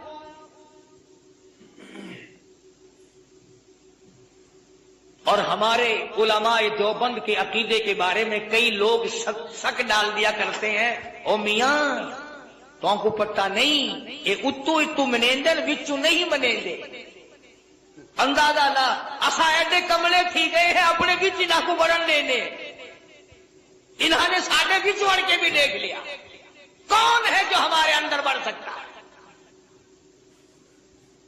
ایک ایسا رومال سنو ایک ایسا رومال جس رومال میں محمد عربی صلی اللہ تعالی علیہ وسلم کا چوغا مبارک آپ کی پہنا ہوا استعمال کردہ کپڑا جس رومال میں 1000 سال تک لپٹا رہا وہ رومال ہمارے دارالعلوم دیوبند کے خزانے میں سونے کی ڈبیا میں رکھا ہوا ہے یعنی حضور کے کپڑے کی تو برکت جو تھی سو تھی جو حضور کے کپڑے کو کپڑا لگ گیا ہم تو اس کا بھی اکرام کرتے ہیں مگر یہ نہیں کہ چل پڑے مانگنے کے لیے یہ حضرت علی کا پنجہ ہے یہ حضرت حسین کی پگڑی ہے یہ حضرت حسن کا تیر ہے یہ امام زین العابدین کا گھوڑا ہے تمہارے پاس کہاں سے آ گئی یہ جھوٹ کے پیچھے لگتے ہو بکواس کے پیچھے لگتے ہو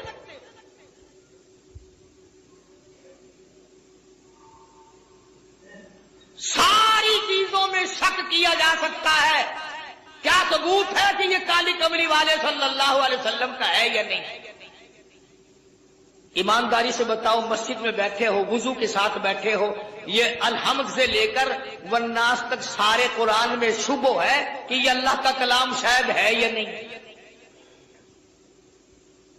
اللہ پاک نے نازل فرمایا جبریل امین لے کر آئے مدنی کریم صلی اللہ علیہ وسلم پہ نازل ہوا حضور صلی اللہ علیہ وسلم نے 23 برس تک رات دن اس قرآن پاک کی تلاوت کی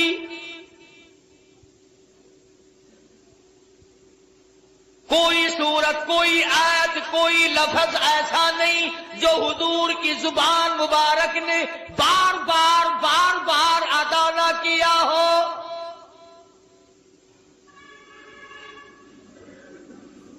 فرض نمازوں میں حضور نے یہی قرآن پڑھا تہجد کی نمازوں میں پڑھا اوابین کی نمازوں میں پڑھا بیٹھ کے تلاوت فرمائی کھڑے ہو کر تلاوت فرمائی رات کو تلاوت فرمائی دن کو تلاوت فرمائی امن ہوا قانت آناء اللیل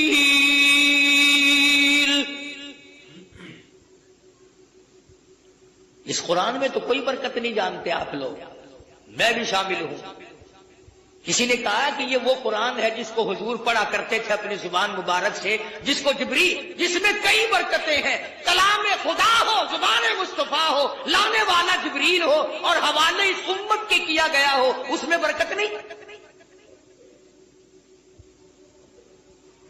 اگر کوئی یوں ایک جھنڈا لے کے چل پڑتا ہے ڈھول بجاتا ہوا وہ جھنڈا برکت والا بن جاتا ہے اور یہ خدا کا قرآن کوئی برکت والا نہیں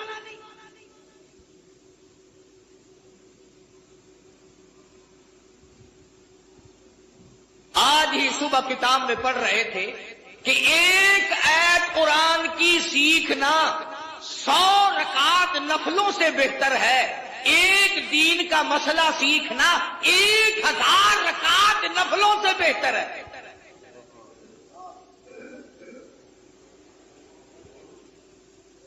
اب میں آپ کو کس طرح سمجھاؤں یہ جو دنیا دار لوگ ہیں سائیکلوں پہ سکوٹروں پہ کام کرتے کرتے گنگناتے ہیں نا اپنی آواز ملاتے ہیں کنڈریوں کی آواز کے ساتھ قربان جاؤں وہ لوگ کتنے خوش نصیب ہیں جن کی بولی خدا کی بولی سے مل جائے جن کی بولی نبی کی بولی سے مل جائے جن کی بولی فرشتوں کی بولی سے مل جائے جن کی بولی صدیق کی بولی سے مل جائے جن کی زبان فاروق اعظم کی زبان سے مل جائے جن کی بولی عثمان ذی النورین کی بولی سے مل جائے قرآن ایک ایسی چیز ہے جس کو اللہ کی زبان نے ادا کیا، نبی کی زبان نے ادا فرمایا، جبریل نے پڑھا، صدیق نے پڑھا، فاروق اعظم نے پڑھا، عثمان بن نورین نے پڑھا، علی مرتضیٰ نے پڑھا، حسین نے پڑھا، حسن نے پڑھا، تمام صحابہ، تمام اہل بیت، ازواج مطہرات نے پڑھا۔ خدا کی قسم فاطمہ الزہرا پڑھتی بھی جاتی تھی، چکی بھی چلاتی جاتی تھی۔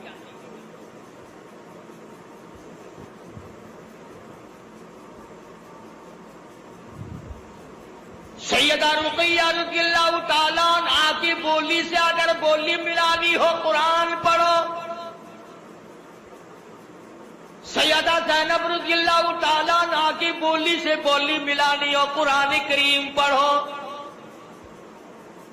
سیدہ خدیجہ، سیدہ عائشہ صدیقہ، سیدہ حفصہ، ام حبیبہ، ام سلمہ، سیدہ میمونہ جویریہ، تمام ازواج مطہرات، نبی کی 6 پھوپھیوں کی 7 بولی ملانی ہو تو قرآن پڑھو۔ 1,29,000 صحابہ سے اگر بولی ملانی ہو تو قرآن پڑھو۔ علامہ سید عبد القادر جیلانی سے اپنی بولی ملانی ہو تو قرآن پڑھو۔ اس پر اعتقاد نہیں جمتا۔ یہ بات میں نے اس لیے ذرا لمبی کی، اگلی بات سمجھانا چاہتا ہوں۔ جب چھٹے آسمان پہ گئے، تشریف لے گئے، تو حضور صلی اللہ علیہ وسلم فرماتے ہیں میں نے ایک درخت دیکھا جس کے نیچے ایک بوڑھے بزرگ چھوٹے چھوٹے بچوں کو قرآن کریم پڑھا رہے ہیں، چھوٹے چھوٹے بچوں کو قرآن کریم پڑھا رہے ہیں ایک بزرگ آسمانوں پہ۔ حضور صلی اللہ علیہ وسلم فرماتے ہیں میں نے پوچھا یہ کون ہے اور یہ یہاں مدرسہ کیسا ہے؟ یہ چھٹے آسمان پہ مدرسہ کیسا؟ یہ جواب ملا کالی کملی والے، بعض بچے نے ایک سپارہ پڑھا، موت آ گئی، 10 سپارے قرآن کریم کی پڑھے، موت آ گئی، 20 سپارے قرآن کریم کی پڑھے، موت آ گئی۔ والدین کا پورا قرآن کریم پڑھانے کا پروگرام تھا، استاد کا پورا کرانے کا پروگرام تھا، بچے کا دل پورا قرآن کریم پڑھنے کے لیے تھا، موت نے وقت نہ دیا۔ اللہ پاک نے فرما دیا اور میرے محبوب کی امتیوں کے بچوں آؤ، تم نے قرآن کریم پڑھنا شروع فرض پہ کیا تھا، آؤ اس کو مکمل اور ختم عرض پہ کر لو۔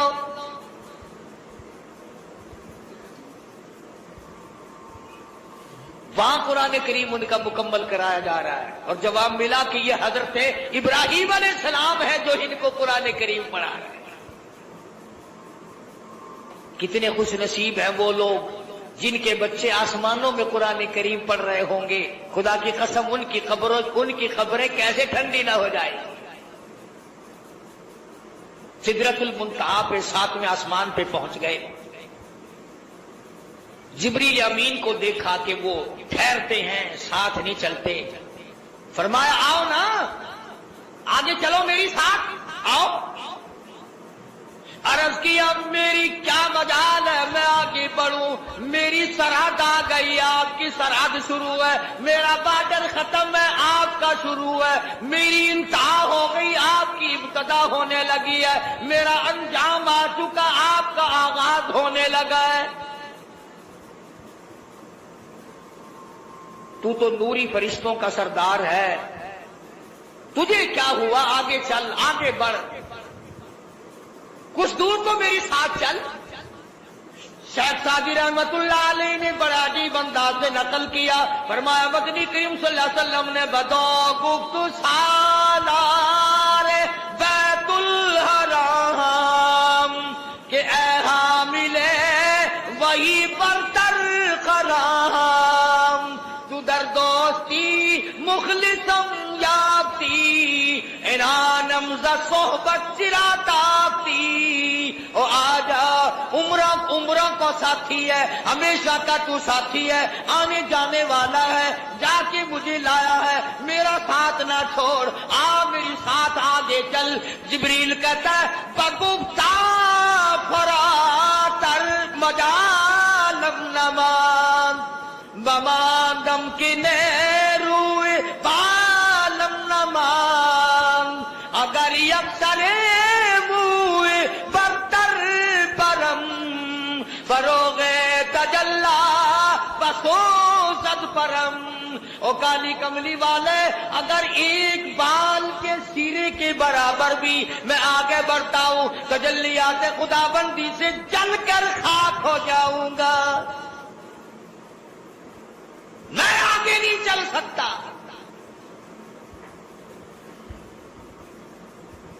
اندازہ لگاؤ مسئلے حل ہو رہے ہیں معراج والی رات میں۔ کو لکھ بھیجا ابو بکر کے یہاں اس سے کم آٹے میں گزارا ہو سکتا ہے، اتنا آٹا کم کر دیا جائے۔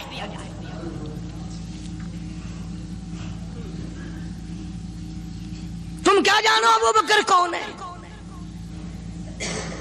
کبھی کسی بوڑھی نے، کبھی کسی بہو نے، کبھی کسی نے دھی نے کہا کہ آؤ آج ابو بکر صدیق کی نیاز پکاتے ہیں۔ نظر اللہ نیاز حسین، نبی کے یار کا نام نہ لینا کبھی بھی۔ امام الانبیاء محبوب کبریا حضرت محمد مصطفیٰ صلی اللہ تعالی علیہ وسلم نے فرما دیا، او لوگوں، امت کے تمام لوگوں کا میں نے احسانات کا بدلہ چکا دیا، سب کے قرضے چکا دیے، سب کے لینے دینے میں نے برابر کر دیے، پر او میرے اللہ، ابو بکر کے احسانات کا بدلہ تو دے سکتا ہے، میں نہیں دے سکتا۔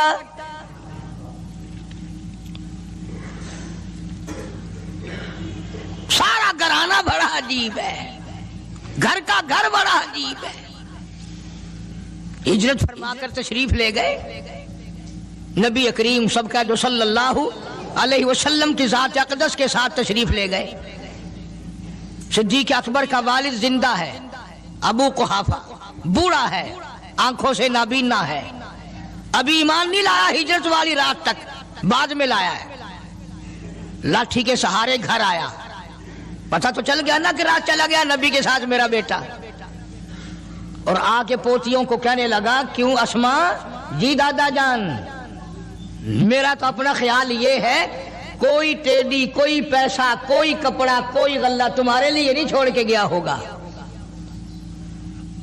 باوجود کافر ہوتے ہوئے اس وقت تک ابو بکر کا والد مسلمان نہیں، لیکن جانتا ہے کہ میرے بیٹے کو نبی کی اتنی محبت ہے، وہ اتنا قربان ہے، وہ اتنا پروانہ ہے اور اس قدر جانثار ہے، کوئی شے گھر میں نہیں چھوڑ کے گیا ہوگا۔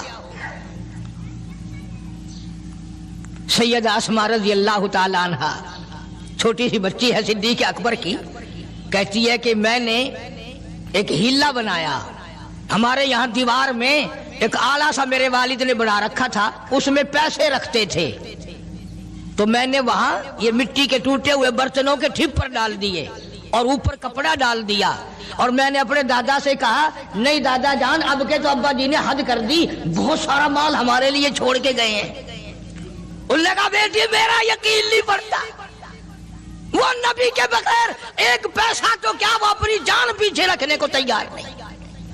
انہوں نے کہا، نہیں دادا ذرا آؤ تو صحیح۔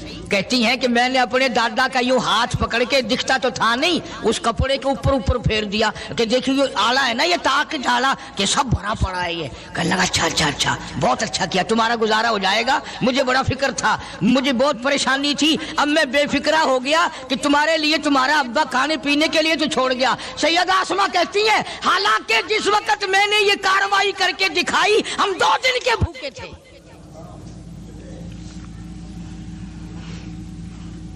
ہزاروں روپیہ جتنا بھی مال تھا گھر میں، جب نبی کے ساتھ گئے سارا پلے باندھ کے لے گئے، نہ جانے کہاں کام آئے گا۔ یہ وہ سیدہ اسماء رضی اللہ تعالیٰ عنہ جس کا حال یہ ہے، سارا دن کھجوروں کی گٹھلیاں اکٹھی کرتی ہے، شامن کو ہامن دستے میں کوٹ کر شام کو پانی میں گھول کر پی جاتی ہے، ساری رات مصلی پہ کھڑی ہو کے قرآن پڑھتی ہے۔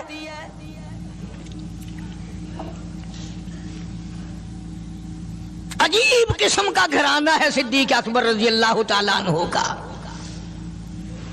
غربت نہیں تھی، سارے کا سارا قربان کر کے غربت بنا دی.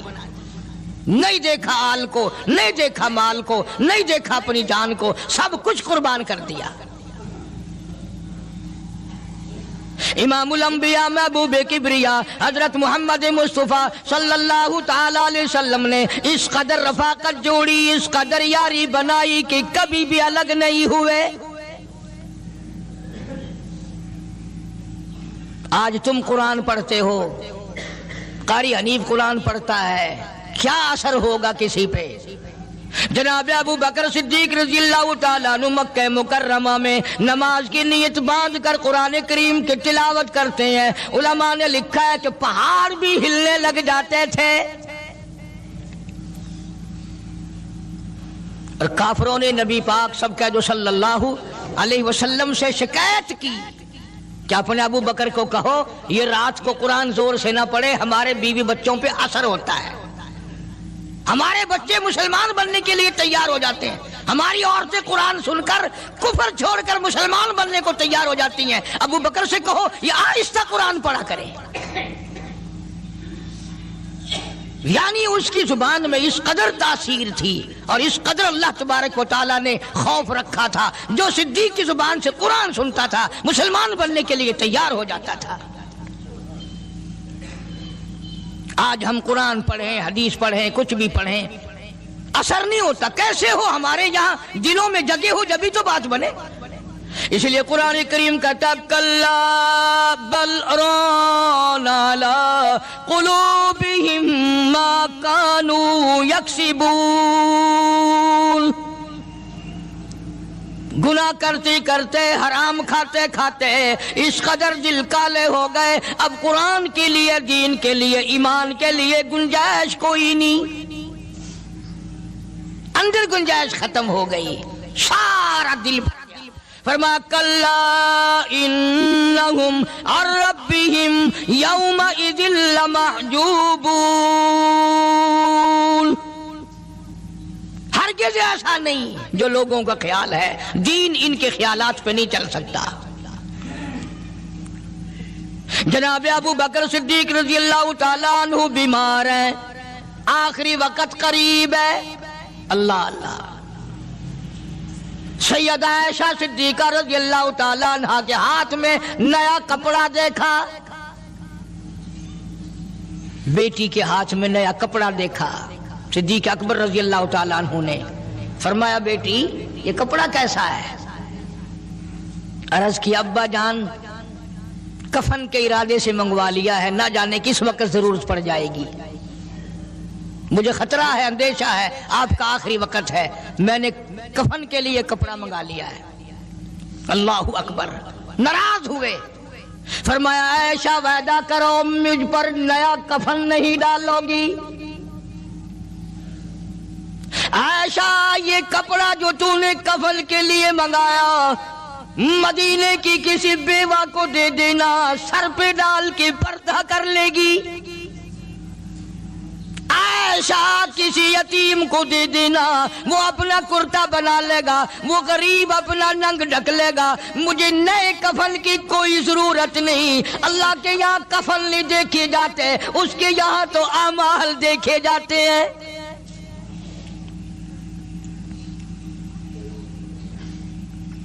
حضرت عائشہ رضی اللہ تعالیٰ عنہ نے اصرار کر دیا، ابا اجازت دے دو، اب تو میں نے منگا لیا ہے، اب تو میں نے منگا لیا ہے. دنیا کیا کہے گی؟ وقت کا حکمراں، وقت کا بادشاہ، نبی کا جانشین کو کفن بھی نہیں ملا.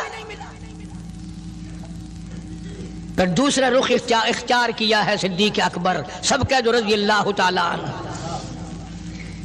فرمایا عائشہ او میری بیٹی، نبی کریم صلی اللہ تعالیٰ علیہ وسلم کا آخری وقت تیری گود میں آیا، تیرے سامنے آیا، تو نے آقا مدنی صلی اللہ علیہ وسلم کا آخری وقت دیکھا. حضرت عائشہ رونے لگی، ہاں میں نے دیکھا، سب کچھ مجھے معلوم ہے، پر عائشہ شہنشاہ کائنات کا کفن بتا. اس مدنی کریم صلی اللہ علیہ وسلم کا، دو جہان کے بادشاہ کا، یتیموں کے وارث کا، بیواؤں کے سہارے کا، دو جہان کے سردار، دو جہان کی رحمت حضرت محمد کریم صلی اللہ علیہ وسلم کا کفن بتا۔ حضرت عائشہ رونے لگی، عرض کی ابا جان جن کپڑوں میں سرکار اس دنیا سے تشریف لے گئے ان کپڑوں میں 12 پیوند تھے، 12 ٹاکیاں تھی۔ فرمایا عائشہ پھر تیرا کیا خیال ہے، میرا محبوب ٹاکیوں میں گیا ہو میں نئے پہن کے جاؤں؟ جن کپڑوں میں میری وفات ہو یہی میرے کفن میں استعمال کرنا، یہی کپڑے مجھے کفن میں دے دینا جو میرے جسم پہ ہیں، اس لیے کہ جب میں اپنے آقا سے ملوں گا تو شرمندگی نہ ہو۔ اور آج ذہن یہ ہے کہ میت کے کپڑے کو ہاتھ بھی نہ لگانا، پہننا تو درکنار، ہاتھ لگانے کو تیار نہیں، گھر میں رکھنے کو تیار نہیں، یوں لکڑی سے اٹھا کر پرے پرے پھینکتے ہیں، آگ لگاتے ہیں، نہلانے والے کو دے دیتے ہیں، وہ بھی نہیں پہنتا، یوں ہی گلیوں میں نالیوں میں پھینک جاتا ہے۔ نہ تیرا باپ مرا، جب تجھے نفرت ہے کپڑوں سے، مردہ نوانے والے کا وہ ماما لگتا ہے، وہ کیوں پہنے؟ عرض کرنے کا مقصد یہ کہ ان حضرات کی زندگی تو دیکھو، اور وفات شریف سے پہلے 2.5 برس جو وظیفہ لیا، جو تنخواہ لی سرکاری خزانے سے، خیبر کی زمین بیچ کر صدیق اکبر رضی اللہ تعالیٰ عنہ نے 2.5 برس کی تنخواہ کا حساب کر کے وہ ساری تنخواہ جو لی تھی بیت المال میں واپس داخل کر کے پھر دنیا سے رخصت ہوئے۔ جو تنخواہ لی تھی 2-2.5 سال میں وہ ساری کی ساری واپس کر دی جناب ابو بکر صدیق رضی اللہ تعالیٰ عنہ نے، کہ میں مسلمانوں کا پیسہ کھا کے نہیں مرنا چاہتا، چاہے تنخواہ کے طور پر تھا، کل قیامت میں میرے لیے رکاوٹ نہ بن جائے۔ آج مجھے اور آپ کو تو یہ تلاش بھی نہیں کہ اپنا حلال کے پیسوں سے کفن تو بنا کے رکھ لیں۔ ایئر کنڈیشن کا ہر وقت ذکر ہے، گھر میں ہونا چاہیے، فریج ہونا چاہیے، پنکھے ہونے چاہیے، یہ ہونا چاہیے، کار ہونی چاہیے، موٹر ہونی چاہیے، یہ ہونا چاہیے، اور کبھی گھر میں یہ ذکر بھی ہوا کہ حلال کا کفن بھی ہونا چاہیے۔ وہ کدھر سے آئے گا؟ اس کے لیے کون انتظام کرے گا؟ کون ہم نے گھر میں پیدا کر رکھا ہے جو اس وقت یہ بات دیکھ کر کفن لائے گا؟ اس لیے قرآن کریم نے اعلان کر دیا، لوگوں اپنا سب کچھ پاک صاف بن کے دنیا سے جاؤ، اپنا بدن بھی پاک ہو، عمل بھی پاک ہو، پیٹ بھی پاک ہو، کفن بھی پاک ہو۔ ان ساری میں وہ بات کرتا ہوں جس سے نہ دیوبندی بچے، نہ بریلوی بچے، نہ شیعہ بچے، نہ سنی بچے۔ موت کا جھٹکا تو سب کو لگنا ہے نا، اور ایسا لگتا ہے لاکھوں برس تک منہ کڑوا رہتا ہے۔ جناب صدیق اکبر رضی اللہ تعالیٰ عنہ نے وہ تنخواہ جو لی تھی ساری زندگی میں وہ بھی بیت المال میں واپس کر دی، اور تمام کے تمام لوگوں کے حقوق چکا دیے۔ باقی جو بات رہی وہ سیدھی کمتر مرحوم کہتا ہے، اجا صدیق دا اسلام تے قرضہ بقایا ہے، اجا صدیق دا اسلام تے قرضہ بقایا ہے، جتا جس دے ہاتھوں اس آخری زمین دسایا ہے، وصولی دا نہ چنتا نہ لکھوایا صحابہ نے۔ مدنی کریم صلی اللہ تعالیٰ علیہ وسلم کے جانثار، نبی کا یار، نبی کا وفادار، ہر وقت کا ساتھی اسی غم میں رہتا ہے، اور وصیت کی کہ مجھے غسل دینا، میرے انہی کپڑوں میں دفن کرنا،